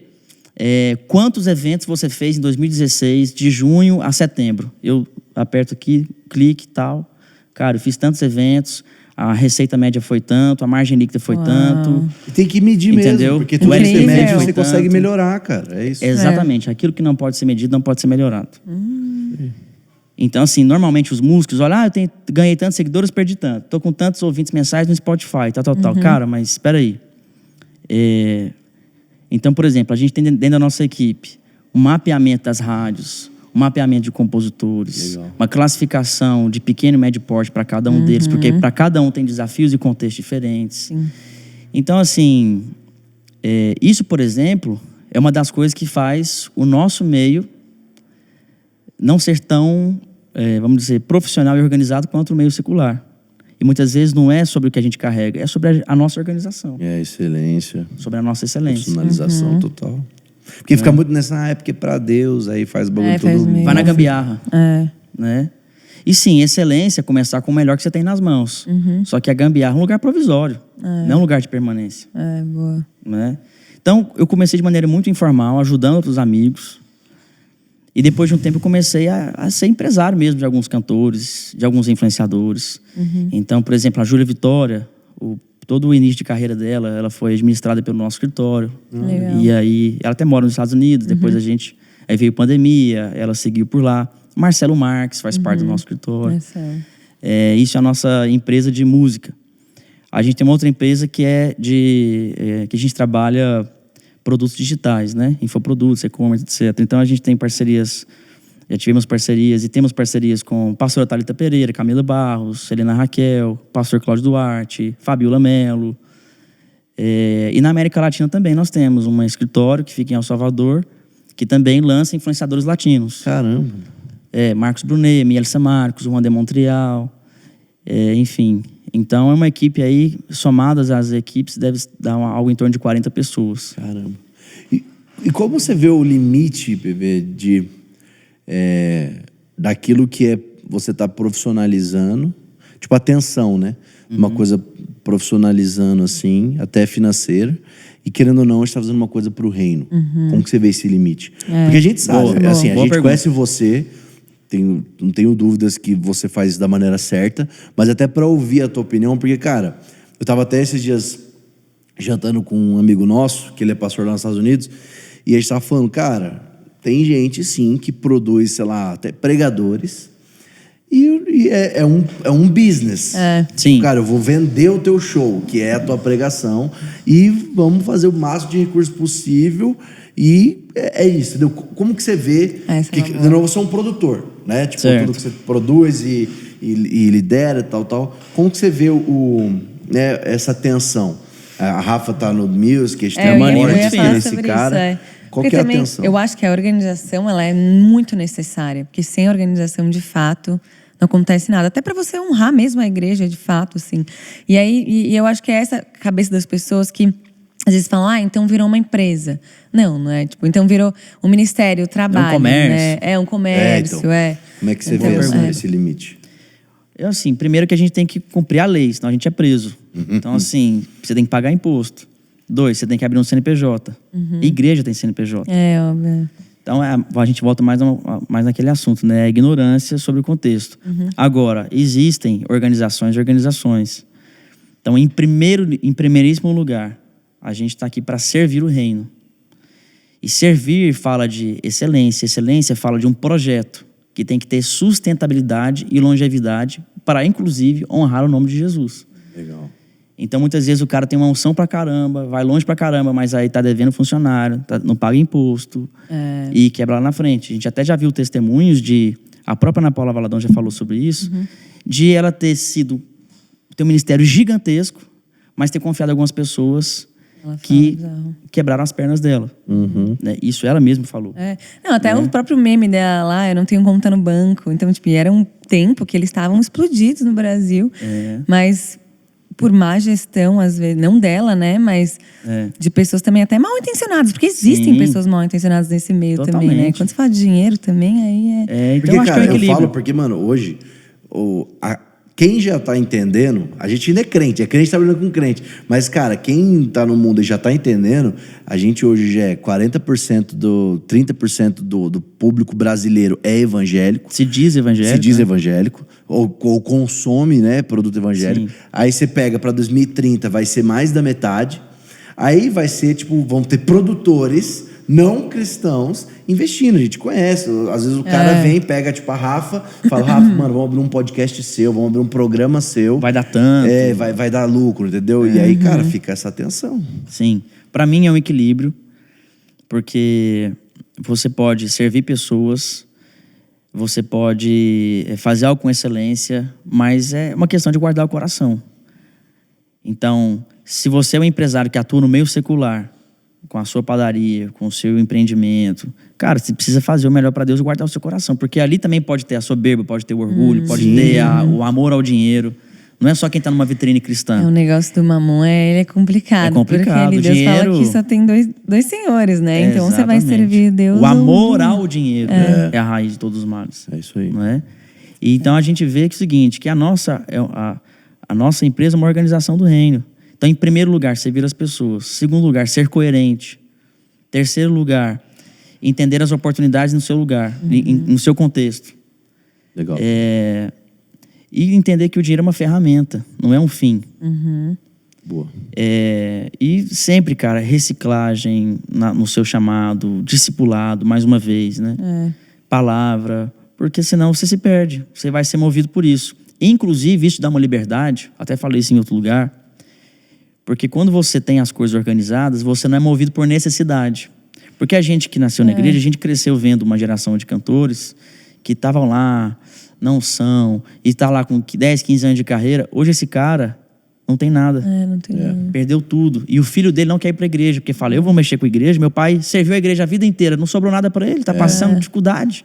Conheço vários cantores aí consagrados, cheios de unção, cheios de... Que coração humilde. E o coitado do cara não tem nada. E os filhos não querem mexer com a igreja, não quer saber de igreja, porque o pai está passando necessidade. Sim. Então, é um equilíbrio e um bom senso. Do mesmo jeito do outro lado, né? O cara que começa a fazer muito dinheiro, muito, e aí acaba se perdendo. O Theo fala muito disso. Principalmente, cara, né, vocês entendem mais isso, mas né, existe uma indústria, tem a galera que faz a parada pelo reino, tem igreja local, faz coisa séria, e tem a indústria gospel, Sim. que é tipo, mano, vamos fazer recurso, vamos fechar um monte de agenda. Eu tô nem aí pra tua igreja, eu nem sei o que você prega, eu nem tenho relacionamento. Eu vou chegar na tua sala verde só pra comer fazer alguma meu coisa, lance e vou vazar. vou pregar, vou tocar e vou embora. E aí, uma coisa que o Theo fala que assim, às vezes a galera começa a criar até um lifestyle, mano, porque o recurso uma hora volta. Aí o cara, tipo, tá fazendo muito dinheiro. Só que, cara, também depende muito de música, se vai pegar o hit ou não, se a composição foi boa ou não. Difícil o cara tá sempre na crista da onda. E aí é quando o cara começa a se perder, aí começa os valores inegociáveis. Aí começa a compor umas músicas meio nada a ver, começa a se conectar com as pessoas meio nada a ver. Começa a se mover pelas tendências, né? Pela necessidade, porque o cara tinha um recurso. Mano, eu preciso manter esse meu padrão de vida. Aí o cara começa a mover. Exatamente. Quando você tem as coisas organizadas, você não precisa topar coisas só pelo dinheiro. Quando você não se move por necessidade, tem as coisas, você tem outras fontes de renda, você pode, cara, eu vou nessa agenda porque tem a ver com o meu propósito. Ou essa agenda que não tem condição de me pagar, mas tem a ver com o meu propósito, eu tenho condições de ir. Então eu vou lá abençoar esse cara. Sim. Isso. Esse final de semana, por exemplo, eu fiz isso. E de vez em quando a gente faz isso equilibrando, né? O que entra, o que sai, etc. Então, esse equilíbrio nos dá liberdade. Por exemplo, viver de música é muito arriscado. É, muito. E aí, por exemplo, daqui a pouco eu vou ser pai e tudo. Imagina eu fazer aí 15, 20 agendas por mês. Não é saudável. Não, gente. Você não vê teus filhos. Você não vê, Você não vê seus filhos, você não vê sua igreja, você não familiar. vê seu pastor, você perde o cheiro de ovelha. Você perde seu coração. É muito perigoso. A saúde de todas as áreas da sua vida vai pro buraco, assim, literalmente. Tava pensando nisso que eu voltei, fiz 3 agendas semana passadas, meio que... A gente ficou um tempo até sem agenda, daí fez 3 seguidonas, assim, uma atrás do outro, e viajando de madrugada e tal. E eu cheguei, comecei a passar mal, meu corpo já... Rafaela, tipo, você precisa descansar. Tipo, não é sustentável isso pro resto da vida. Entender também que não é uma coisa que você vai fazer pro resto da vida. Só que você tá entregando os seus golden years, né? Tipo, os anos dourados, quando você tá com mais força, mais energia, mais alegria. Então você tá entregando isso pra Deus e, obviamente, você tem que ser bom gestor disso também pro seu futuro. Porque a gente tem família, a gente tem conta pra pagar. Todo mundo tem boleto pra pagar, gente, né? Porque é crente que não tem boleto pra pagar. Eu acho que a igreja local salva também, né? Cara, eu vejo isso na vida da Rafa. Não, isso A Rafa é assim, tipo, ela tá lá fazendo a agenda de sábado e domingo de manhã ela tá lá na igreja tocando. Porque muita gente também não tem igreja local, não serve igreja local. Então ela tá lá, sabadão, ela tá lá no Rio de Janeiro, lá tocando, fazendo uma agenda animal. Aí pega a van, dorme na van, acorda, joga uma maquiagem no rosto, 8 da manhã tá a Rafa lá liderando a oração nas áreas. Eu sou líder de tecnologia e redes sociais da minha igreja. Meu pastor sabe tudo da minha vida. Onde eu vou, ora por mim. Por exemplo, agora eu tava de férias, ele mandou áudio, falou, ó, nós estamos de jejum na igreja. E estive debaixo desse jejum e tal. Você também, Entende? Então, cara, igreja local é uma base. É isso aí. E se Bota o você pé entra no nesse chão, lance né? de ficar fazendo dezenas e dezenas de agenda, você vai perder a igreja local, o discipulado, sua família, por aí vai. Então, Domingo por não é isso que é dia de importante. agenda, não. Domingo é dia de ir pra igreja Não é? local. Eu acho que esse é um negócio que a gente tinha que realinhar aí no mundo das agendas. Porque como que a gente serve a igreja e a gente não tem uma igreja? Como que a gente... não, eu tô indo aqui servir. Tem um cachê aí, mas eu tô indo servir. Mas eu não tenho uma igreja que de fato eu sirvo, que de fato eu tô plantado, crescendo. Então, fica confuso, né, isso na cabeça. Então, É isso aí, o Indústria Gospel. A gente vai pegar vocês. Ô, Bebê, cara, uma coisa que uma vez a gente tava tendo um painel, uma conversa, e você trouxe uma fala muito legal, que era sobre como a gente usa a tecnologia a nosso favor na questão do engajamento e profundidade bíblica da nova geração. Porque o que eu queria te ouvir? Cada vez mais a galera tá mais rasa. Muito o conteúdo rasa, é mais mano. curto. Meu Deus do céu. Tipo assim, literalmente hoje os Reels, nesse exato momento que mais estão bombando, são Reels de 4 segundos, com uma música lá que tá bombando, com uma frase. Sim. E por mais que é um versículo, tipo, qual que é a atenção, como você vê? Porque, cara, querendo ou não, o evangelho não consegue ser raso. Uma música, consegue agora, as músicas agora estão de 2 minutos, né? Antes era de 5, agora estão de 2. Às vezes de 1 e pouco. Mas o evangelho não consegue ser raso. Como você vê essa tensão e o que você acha que a gente tem que fazer em relação à tecnologia? Eu acho que é o seguinte, a gente tem que usar dessas ferramentas e não ficar na rasura. Então, por exemplo, usar o Reels, que é um lugar para ter 30 segundos, 45 segundos no máximo, você ser o mais assertivo possível, mas isso não ser a base do seu conteúdo. Então, por exemplo, usar o Reels como um topo de funil, que é o que a gente chama, né? Para você atrair, reter, engajar, educar e qualificar as pessoas que te seguem. Muito bom. Como é que é, então? Atrair, Reter, reter pra ficar agora né? lá. Engajar e qualificar. Engajar o cara, tipo, agora tá consumindo e fazendo parte, ele comentando e tudo mais. Porque difícil atrair é um pouco mais fácil. Exato. O negócio é você reter ali Exato. e ficar com a pessoa. E a Engajar pessoa o ficar. cara. Porque hoje em dia o tanto de seguidor que você ganha, você perde. Muito. E entra e sai. É uma loucura também mexer com isso. Exatamente. Então, assim, por exemplo, a gente tem vários influenciadores que a gente trabalha. Tem influenciador até tem 8 milhões de seguidores no Instagram. Caramba. Então, o que a gente vê é que nem sempre o cara que tem mais audiência ali é o cara que tem uma base qualificada. Então, hoje, não está mais uma questão quantitativa, mas sim qualitativa. As próprias marcas veem isso.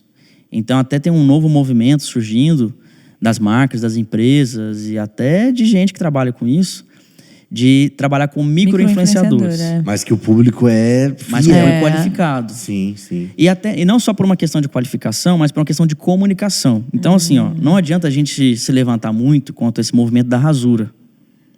A gente tem que usar dessa camada mais rasa como um campo de atração. Então, por quê? Não adianta.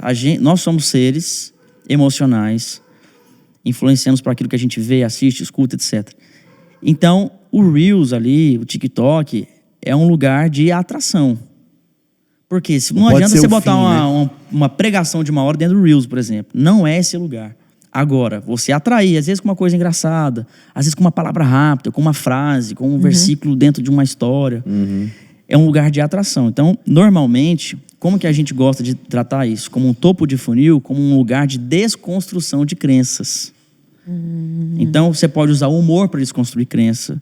Você pode usar uma polêmica para... É o que vira. Uma polêmica saudável. Então, nesse lugar, do topo do funil, a gente normalmente incentiva, até uma estratégia que eu uso, o humor, cortes, etc., para atrair e para desconstruir crenças. Já viu aquele comentário assim, nossa, isso aqui abriu a minha mente?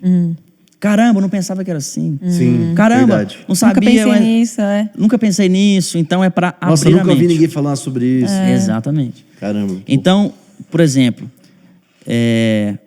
nessa sequência, então, desconstrução de crenças. Logo na sequência, alguma coisa que maximize a oportunidade daquilo que você tem para oferecer para as pessoas. O que ela está perdendo em não te seguir, em não consumir mais conteúdo seu. Por exemplo, tem muitas pessoas que têm crenças erradas sobre casamento. Mas o casamento tem uma série de benefícios, tem um preço, mas tem uma série de benefícios. Então, microconteúdos nesse topo de funil e coisas que maximizam a oportunidade. E até falando da linguagem das pessoas que te seguem. Então, por exemplo, às vezes o cara não é cristão, assim, e tal, mas simpatiza. Ele está buscando uma coisa séria. Aí você pode falar, sabia que 3 coisas sobre pessoas que se casam. Elas se tornam mais bem-sucedidas, elas se tornam mais focadas. Mais prósperas. E elas se tornam mais XYZ. Aí a pessoa, faz sentido. Vou seguir, vou ouvir mais. Sim. Certo? Você nem falou de Jesus ali ainda. Aí daqui a pouquinho o cara tá aberto para te ouvir. Aí você fala de uma coisa que maximiza mais a oportunidade para ele. Sabia que a sabedoria bíblica, ela diz sobre isso, isso, isso, isso. Jesus foi um cara que, apesar de não ter casado, ele trouxe muitos princípios, etc, etc. E o cara, rapaz, interessante. Nós temos uma igreja aqui perto da minha casa, acho que eu vou lá. Esse cara abriu minha cabeça. Aí depois esse cara naturalmente vai querer consumir um vídeo seu de 5 minutos. Aí é a hora que você traz esse cara do Instagram e joga pro YouTube. Para diversificar a sua audiência. Se você constrói uma audiência só num lugar, é a mesma coisa que você alugar, é a mesma coisa que você construir um castelo em terra alugada. Cada vez mais, Rafa, vocês sabem, cada vez mais o algoritmo está entregando menos. E está exigindo de você cada vez mais chamada de atenção rápida. Né? Então, trazer esse cara, vem ver um vídeo meu aqui no YouTube. E YouTube, ele é um lugar que qualifica muito a audiência, porque é ali onde o cara passa muito tempo te ouvindo. Sim. É ali onde estão os podcasts, é ali onde estão os vídeos longos. E se você olhar os grandes influenciadores da nossa geração, o Whindersson Nunes, Felipe Neto, tô falando de grande de alcance, tá? Não que eu admiro. Felipe Neto, o Whindersson, esses caras se tornaram quem são em termos de brand, de imagem, de lembrança, por causa do YouTube. Eu tô ligado, cara. O YouTube é outro game. É outro game. E é uma parada que às vezes a galera não tá investindo tanto realmente. Tanto é que vocês sabem que o YouTube é muito mais difícil de construir audiência. Muito mais. Para quem trabalha com música, então, no Spotify, então, ganhar audiência ali também é muito mais difícil. Porque o Spotify, por si só, ele tem concorrência com outras plataformas digitais, né? É mais difícil do Spotify do que no YouTube, por exemplo? É mais difícil de construir audiência no Spotify. Porque o YouTube ele é praticamente o único na proposta que ele tem. Mas o Spotify tem Deezer, tem Apple Music, então já diversifica muito, né? E tá muito concorrido. A Amazon investindo pesado, já tá passando aí muitas plataformas tradicionais. E aí, para fechar o lance do funil, então o lance, desconstrução de crenças, maximização de oportunidades. Aqui embaixo, sintomas do problema. Que sintomas do problema que a sua audiência tem que você não está falando sobre? Por exemplo... então isso não é no começo, é mais para baixo. Isso é no meio. Qual que é o erro, muitas vezes, dos nossos influenciadores da bolha cristã? Falam muito sobre o como resolver, mas às vezes a pessoa nem está clara que tem um sintoma. Por exemplo, quem é casado há muito tempo sabe que é muito normal você ter discussões e, eventualmente, até uma vontade na sua carne de divorciar. Muita gente que se divorcia repentinamente. A pandemia mostrou isso. Sim. Certo? Cara, eu tava de boa lá, do nada a gente, não sei o que, vamos divorciar. Então, muitas vezes o cara que divorcia, ele não vê os sintomas, que tá pré-divorciado praticamente. Quais são os sintomas? O cara fica muito tempo no celular, não tem um tempo de qualidade com a esposa, quantidade e qualidade de intimidade também, não tá com uma boa frequência, não anda com outros casais, só anda com gente solteira. É o sintoma do cara que vai divorciar em breve. Por que não fazer vídeos, para quem trabalha na área de relacionamento, trabalha na área emocional, por que não fazer vídeos mostrando os sintomas? Caramba, 3 maneiras de saber se você já é divorciado estando casado. Nossa, peraí. Choca muito. Você fica muito tempo no celular, você não sei o que. Ou seja, você até previne o problema. Porque muitas vezes o coitado do pastor, até para quem trabalha com liderança, você criar conteúdo na sua rede social que vai... O que eu aconselharia? Até conversando com muitos projetos aí de igrejas que tem um projeto bem sucedido na rede social. Gasta mais tempo desconstruindo as crenças. Se você vai gravar 10 vídeos, grava 5 vídeos construindo crença, 2 vídeos maximizando a oportunidade, 1 ou 2 vídeos sobre o sintoma do problema e depois outros de como resolver o problema. Anota e faz isso um aí, rodízio Kiki, disso. por favor, que eu quero fazer isso aí. E faz um rodízio disso. Isso não precisa ser em sequência. Não, agora é crença, agora... Não, faz um rodízio. Porque o próprio algoritmo, ele vai trabalhar e vai afunilar isso, vai qualificar a sua audiência. Por isso que muitas vezes você vê gente que tem milhões de seguidores, mas na hora que esse cara chama a galera pro evento, tem pouco poder de convocação. Pouco poder de convocação, de conversão. conversão. Então, igual vocês estavam falando, PV, como é que a gente combate essa rasura? A gente tem que entrar no meio dela com responsabilidade, mas com uma estratégia de funil de conteúdo. Porque se você desconstrói crença, maximiza a oportunidade, mostra sintomas do problema, esse cara vai querer resolver, ele vai buscar o como resolver o problema. E no final, aquilo que você tem para oferecer, produtos, livros, eventos, enfim, a transformação, o que patrocina, né, o seu movimento. É um livro, um curso, uma mentoria, uma música, tudo isso fica mais forte. Na música, por exemplo, se você trabalha isso muito bem, a música se torna o quê? A trilha sonora da transformação que você tem para oferecer. Caramba. Então, na hora que você botar uma playlist de devocional, na hora que você lançar uma música nova... Gente, essa semana toda, as últimas... Vamos colocar o caso da Rafa. Gente, as últimas semanas todas eu falei sobre intimidade com Deus. Olha a mentoria, Rafael. Eu falei sobre como você tem sintomas de que você não está envolvido com Deus. Quantas crenças erradas você tem sobre a Bíblia. Lembra que eu estava falando sobre isso? Tal? Eu lancei uma playlist sobre propósito do Senhor. Que muitas das dores da nossa geração é como viver o meu propósito, certo? Meu chamado. Eu lancei uma música sobre intimidade, inspirado em uma personagem bíblica, tal, e tá aqui a música. Então, a sua música se torna a trilha sonora da transformação que tem na sua rede social. Gente, Nossa, mano, muito bom. Moça, anotou aí, né? Mas uma coisa muito legal que você falando, que eu penso nessa pergunta é, quando a gente vê lá em Mateus 5, sal da terra e luz do mundo, eu acho que Jesus ali, ele estava inaugurando os influencers Porque todo cristão, cara, é um influencer. Se agora é na internet, Sim. beleza. Que mudou, né? Porque é um mandamento para todo mundo, né? Isso. É uma convocação para todos. Tem que ser influencer, seja na internet onde você tá. E aí eu vejo essa primeira camada tem muito a ver com o sal, porque o sal ele gera sede. Então o nosso papel conseguir jogar alguma coisa que seria esses 5 segundos, 30 segundos, aquela primeira camadinha ali de Mateus alcance, 5, que é o cara comeu ali o sal, e ele falou, tô com mais sede disso aqui que você falou. Isso é bíblico, cara. Sim. Eu sinto, cara. Estratégico. Paulo fez isso. Cara, no dia a dia, nós estamos falando aqui de internet, mas no dia a dia ninguém tem conversas só de 1 hora com as pessoas. Tudo começa com micro conversas, depois conversas mais duradouras, depois conversas de horas e horas. A vida é assim. Você não chega e conversa com uma pessoa acabei de conhecer, a gente tem uma conversa aqui de 2 horas. Não é assim. Então a rede social é diferente. Né? E as plataformas estão fazendo isso. E não é que o engajamento está caindo, é porque a demanda por atenção está aumentando. Então, cada vez mais, a cobrança por como engajar essa atenção, a cobrança das plataformas de como engajar a sua atenção em relação às pessoas, é que está mais competitiva. Sim. E são multiplataformas, né? Então, por isso que é importante você estudar, você aprender, porque aí, às vezes o cara fala, vamos investir aqui só no Instagram, aqui na nossa igreja. Aí beleza, só que só fica na primeira camada. Por isso que, cara, você vai ter que investir, de ter aqui, aí vai ter que ter lá o canal no YouTube, aí você vai ter que ter um podcast. Exato. Pro cara, porque aí você vai cercando ele, e tudo isso que a gente tá falando, assim, coloca com o evangelho, com a verdade da palavra, com o reino, pro cara, ele vai sendo cercado, e aí pra onde ele for, ele tem agora uma opção. Então eu consumo aqui quando eu tô no Instagram, quando eu tô de bobeira na minha televisão, jogo lá no YouTube, consigo ver um conteúdo também, tô correndo na academia, eu escuto um podcast. E vocês fazem isso muitas vezes. É porque aqui eu coloquei em forma de um método, mas vocês fazem isso muito bem. Por exemplo, tem muitos pastores e organizadores... Desmascarando o Dunamis aqui agora. Não é porque tem muita gente que faz isso porque simplesmente está sensível aos comentários, está sensível ao público que tem clareza das pessoas que estão alcançando. Por que vocês fazem isso muito bem? Por exemplo, vocês têm uma conferência, a Conferência Dunamis. Todo ano a conferência praticamente esgota. Sim, sim ou não? Todo ano. Os últimos... E o ingresso não é um ingresso acessível, vamos falar assim, não é um ingresso de R$30, é um ingresso, vamos dizer, num preço mais robusto, porque tem uma experiência à altura. Uma experiência E aqui é um elogio, não é uma crítica, tá? Por quê? Porque é o seguinte, normalmente a gente escuta muita frase...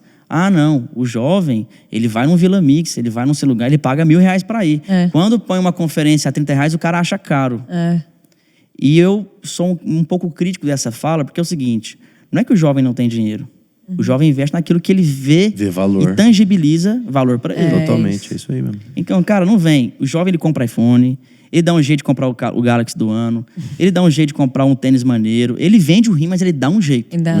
Quando vem Houston United de fora, os ingressos esgotam rapidinho. Então, o que é o lance? É uma estratégia. Até o Nick fala muito sobre isso, né? O cara passa, a média do brasileiro no celular, 6, 7 horas por dia. O cara vai no seu culto 2 horas só. Na semana. Numa semana, quando vai. E um grupo pequeno ainda, uma célula, um GC, vai ser mais 1 hora, 1h30 ali de imersão. Exato. E um eventual foco naquilo ali. Então, ter uma estratégia ao longo da semana, de topo, meio e fundo de funil, vai desde já criar valor para esse cara acerca da proposta que a igreja tem para ele. Legal. Então, na hora, isso até diminui o esforço quando você for lançar um livro, quando você for lançar uma conferência na sua igreja. Quando você vai desconstruindo e engajando o cara ao longo da semana e vai fazer isso, você não faz só isso em véspera de evento, você faz isso o ano inteiro sem parar, naturalmente ele vai tangibilizar essa transformação e falar, eu preciso ir na conferência, seja qual for o preço, seja qual for a data. Ele não vai dar desculpa de falta de tempo, não vai dar desculpa de falta de recurso, porque faz sentido, tem valor percebido para ele. Sim, muito bom. Nossa, e eu acho que no meio dessa conversa toda, cara, assim, sempre tem o cara que não entende.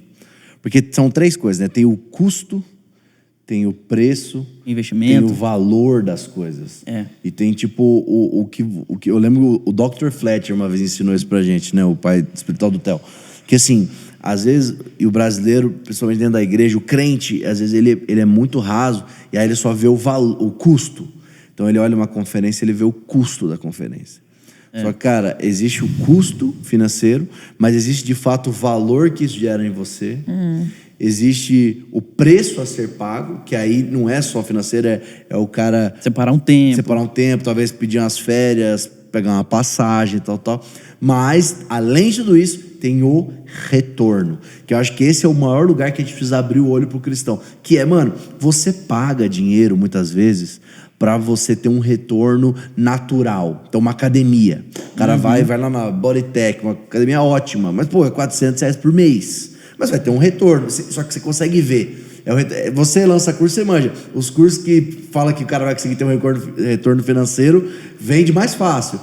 Só que aí, quando você está indo numa conferência, mano, o seu valor financeiro, se você conseguir enxergar, e aí é o nosso papel fazer isso, enxergar o retorno espiritual, o benefício espiritual, cara, e a gente vê quantos testemunhos, quantas pessoas estão assistindo a gente, que, mano, meu ministério foi destravado. Meu casamento. Eu tava numa conferência. Meu casamento foi destravado. Eu tava numa conferência. Tava num evento. Porque é isso, é o retorno espiritual. Isso retorno na alma, a gente faz, vou pagar aqui R$200 a sessão de psicólogo. E tem que fazer. Sim. Vou pagar aqui, cara, físico, vou pagar aqui R$200 a sessão de fisioterapia para que eu tô dando minha coluna. Tem que fazer. Mas também você tem que ter um retorno espiritual. Tem que fazer isso. Exatamente. E isso não tem preço. Isso não tem preço. Só que a gente vive numa geração que não adianta, vai só piorar essa questão de rasura, etc. Então, entrar nesse lugar de rasura estrategicamente e criar conteúdos ali para engajar esse cara, fazer ele descer o funil de nível de consciência, etc., é um desafio. Irado. Isso é até uma pregação, né? Na pregação o cara faz ali, ó. Exatamente. Não, depois você vê aí se tá fazendo alguma coisa. Gente, eu não penso em nada. Eu vou assim, vou vivendo, vou postando, assim. É bom entender, né? Não, então, ó, pra gente finalizar, a conversa tá irada, mas pra gente finalizar, tipo assim, tem muita gente assistindo a gente. E muita gente de ministério. Tem muita gente que segue a gente, sou líder de adoração. Ou, cara, lidera os jovens aqui. Vamos pegar a média, que deve ser a galera que lidera jovens ou faz parte do ministério de jovens. Se você fosse dar uma mentoria, depois, eu sei que é caro a tua mentoria, mas uma express aqui. Se você fosse dar uma mentoria pro cara que tá escutando a gente agora, tipo, agora é a hora mais valiosa do nosso vídeo aqui, que é tipo, nos próximos 10 minutos, 5 minutos aqui que você vai falar, os passo a passo do cara, líder de jovens, talvez numa igreja pequena, do interior, tá começando. Quais são, nessa área, obviamente, de marketing digital, parte digital, o que você daria de mentoria pro cara? Então, eu começaria com uma pesquisa com o seu time que você tem. Qual que é o time qualificado que quer servir, que quer se engajar na igreja local? E aí eu fazia um teste de personalidade com cada um deles e separaria em 3 frentes: executivo, estratégico e tático.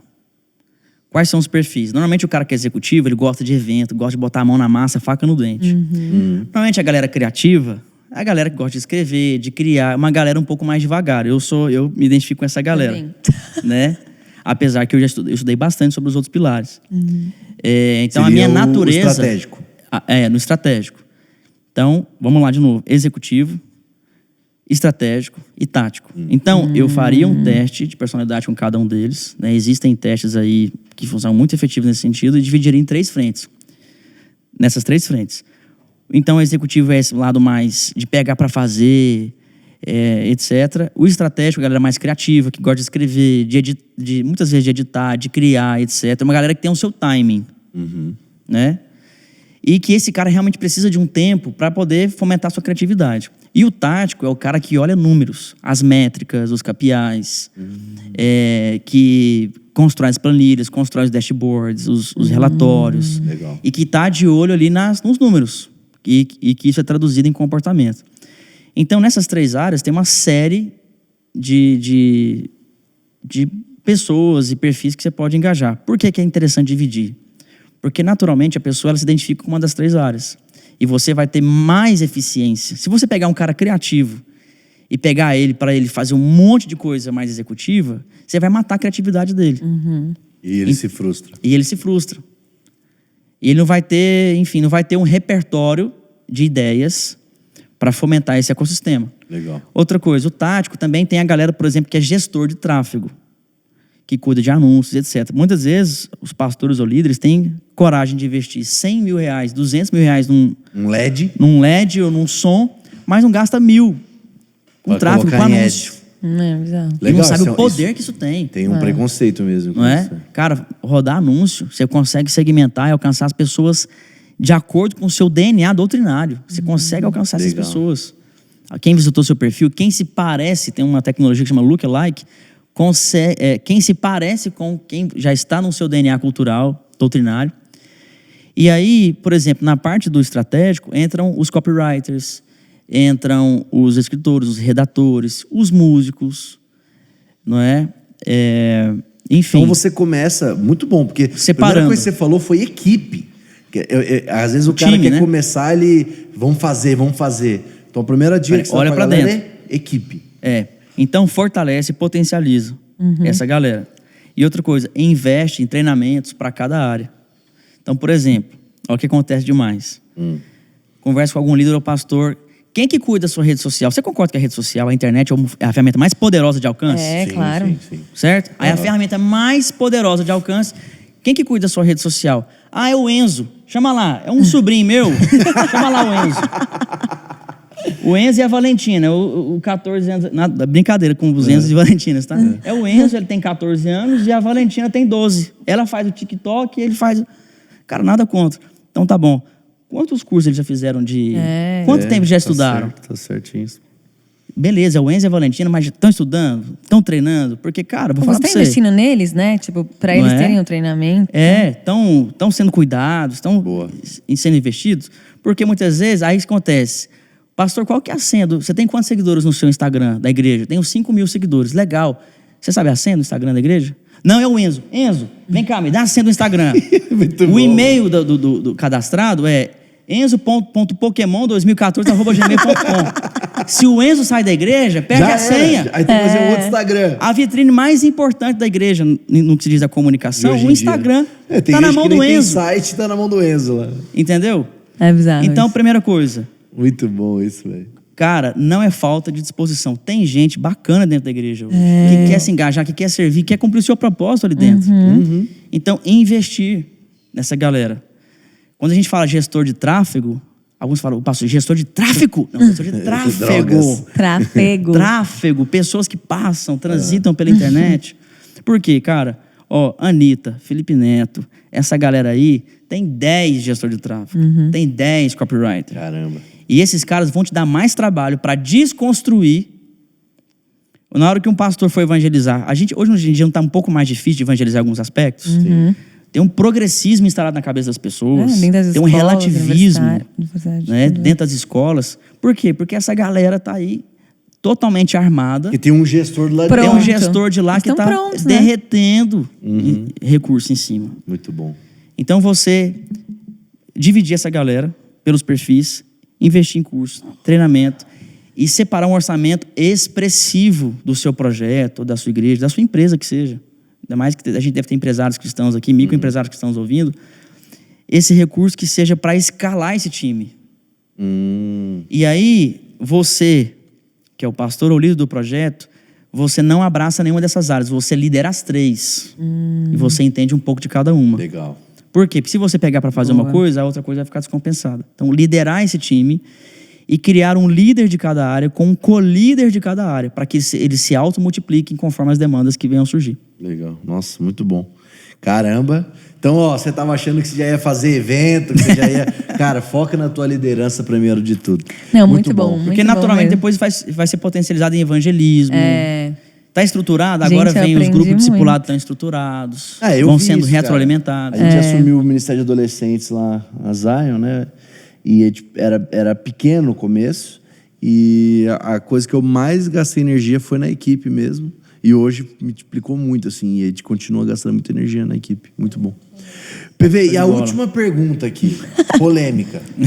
E o ChatGPT, hein? Ai, Jesus. Como é que você tá vendo essas inteligências artificiais? Boa. Cara, eu sou fã do ChatGPT. Eu também gosto muito. Eu tava falando com o Veiga esse domingo, porque ele tava preparando uma palavra. Eu falei, Veiga, quando você pesquisa, tipo assim, você vai fazer uma palavra sobre o reino de Deus, você não joga no Google, tipo, Um versículos versículo. sobre o reino de Deus. Aí tem lá e aí o Google busca isso pra você? Sim. Cara, o ChatGPT não é roubar. O ChatGPT é um Google 3.0. Exatamente. É o que eles estão chamando de internet 3.0. Sim. É uma pesquisa melhorada, uma pesquisa inteligente, mais ainda. É. Então, aí ele falou, é mesmo? Eu falei, mano, pesquisa aí. Nesse contexto, tal, não sei o que, esse tipo de versículo. Eu falei, mano, foi exatamente o que eu precisava. Então, não é que perdeu-se o pregador, perdeu-se não sei o quê, e agora a inteligência artificial, não. A inteligência artificial, ela é uma ferramenta do mesmo jeito que a 1.0 era o cara abrindo lá o comentário bíblico e indo procurando lá no índice palavras sobre depressão. Ele, olha lá. Mas qual que é a tua opinião? Como é que você tem visto isso? Onde que a gente tem que explorar? Já estamos atrasados, não estamos? Fala com a gente isso aí. Posso dar um presente pra galera antes? Pode. Posso? Pode. Em alguns lugares que eu vou, eu dou um presente pra galera exclusivo mesmo, de verdade. Gente, É aí, só pra ó. quem vai nos meus eventos ou em alguns lugares que eu faço parte, como palestras, etc. Vou te dar um presente agora. Você pode entrar em presentedjpv.com.br. Olha aí. Aí, Mo, entra aí, Josh, entra aí. Ô, produção, marca aí pra te botar também no E na descrição também vai vai estar presentedjpv.com.br. Eu vou mandar no seu WhatsApp, direto no seu WhatsApp, músicas exclusivas e material sobre redes sociais, Que irado. Que demais! insights. Irado. Tá? Isso não Gente, olha aí, tá ó. aberto na internet assim, lá nas minhas. É só Sim, em algum. Se você viu esse podcast, É isso, só se Irado, você vai viu. ter irado, acesso irado. aí, tá? Muito bom. presentedjpv.com.br. E aí eu não vou te incomodar, vou te mandar materiais que te edificam, que te inspiram E pra ao longo da galera, semana. pô, de Nossa, graça. incrível, Até- Totalmente gratuito, tá? Não te vendo nada lá, Botox. fica em paz, tá? Voltando.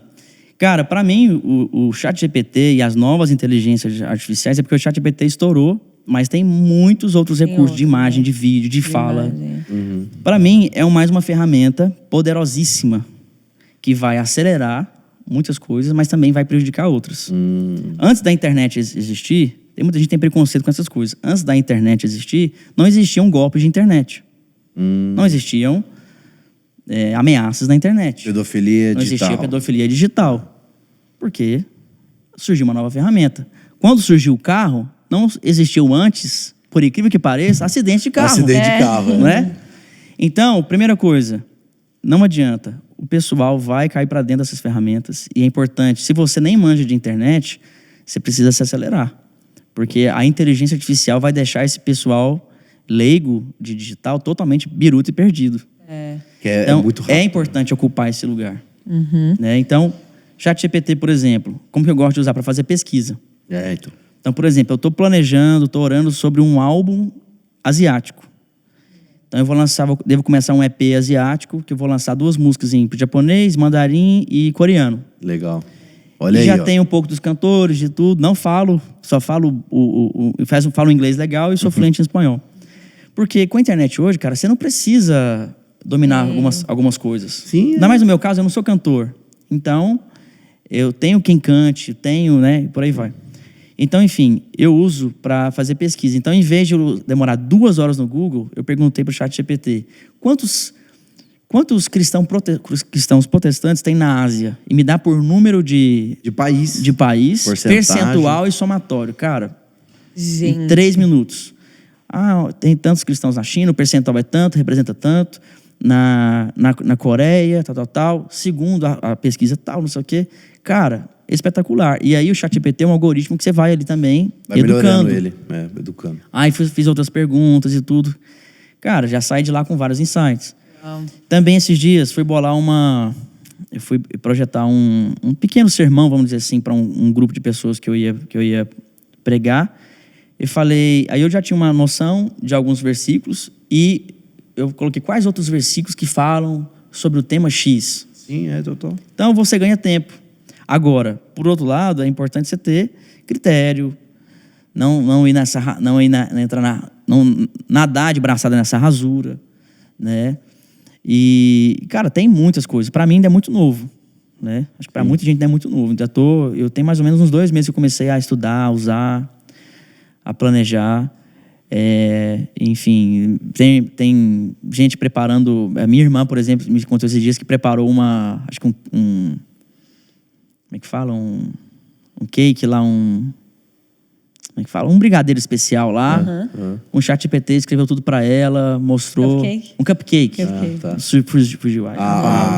Gente, mostrando a os receita. ingredientes, Tudo, os receita. ingredientes, como preparar e tal. Então você ganha muito tempo. Nossa. Acelera. Basicamente ele tá fazendo a pesquisa pra você, mas na velocidade da internet, né? Sim. Nossa, E bizarro. Eu acho que é só o cuidado. tem que ter uma cuidado. ética, tem que ter uma ética, e usar isso a teu favor. Eu também concordo. Eu vi uma entrevista que era justamente com o cara da OpenAI lá, que é o criador do ChatGPT. Ainda mais que tinha lançado agora o ChatGPT 4.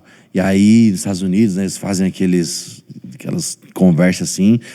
Mas o que você acha de todos os perigos? E, cara, a resposta dele foi exatamente essa. Ela falou, cara, quando você cria uma arma, você está protegendo metade do mundo e a outra metade ela pode usar para matar. Então, qualquer coisa que, mesmo que foi criada para o bem, pode ser usada para o mal. Até a coisa que foi usada para o mal, alguém consegue usá-la para o bem. O remédio que mata, ele vai curar. Igual você falou, isso aqui vai acelerar, vai ajudar a gente a ter pesquisas melhores, dados melhores, coisas mais específicas, do mesmo jeito que vai ter gente que vai se passar por outras pessoas, vai criar coisa fake e tal. Então, e não é por causa disso que a gente tem que recusar o novo. Demonizar mais uma vez e depois chegar atrasado. Exatamente. Muito bom. Muito Bebê, bom. cara, que conversa da hora, bom, cara. Bom demais estar Explodindo aqui. nossa cabeça. Você verdade. é um presente mesmo pra geração de entendimento. Glória a Deus. Eu tô ligado Glória a a Deus. galera que é muito edificada. Tenho certeza que a galera que tá assistindo aí tá falando, mano, esse pode estar atrasado mesmo. Eu tô aqui já, tipo, mano,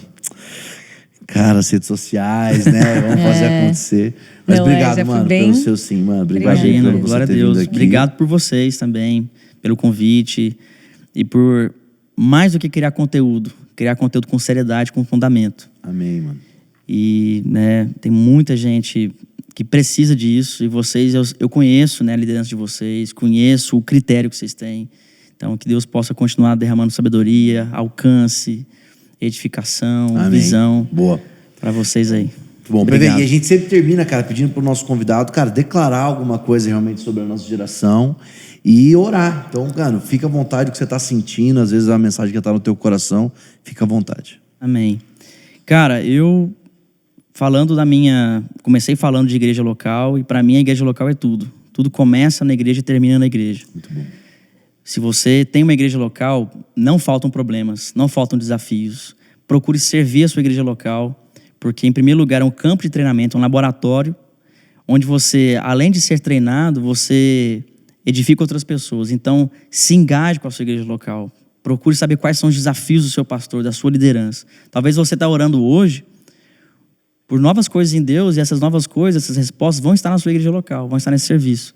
Então, eu amo a igreja local, eu amo esse ambiente que a gente tem, essa oportunidade que a gente tem, e não ignore isso, sabe? Que você possa ter temor e tremor sobre aquilo que Deus tem te dado de oportunidades. Boa.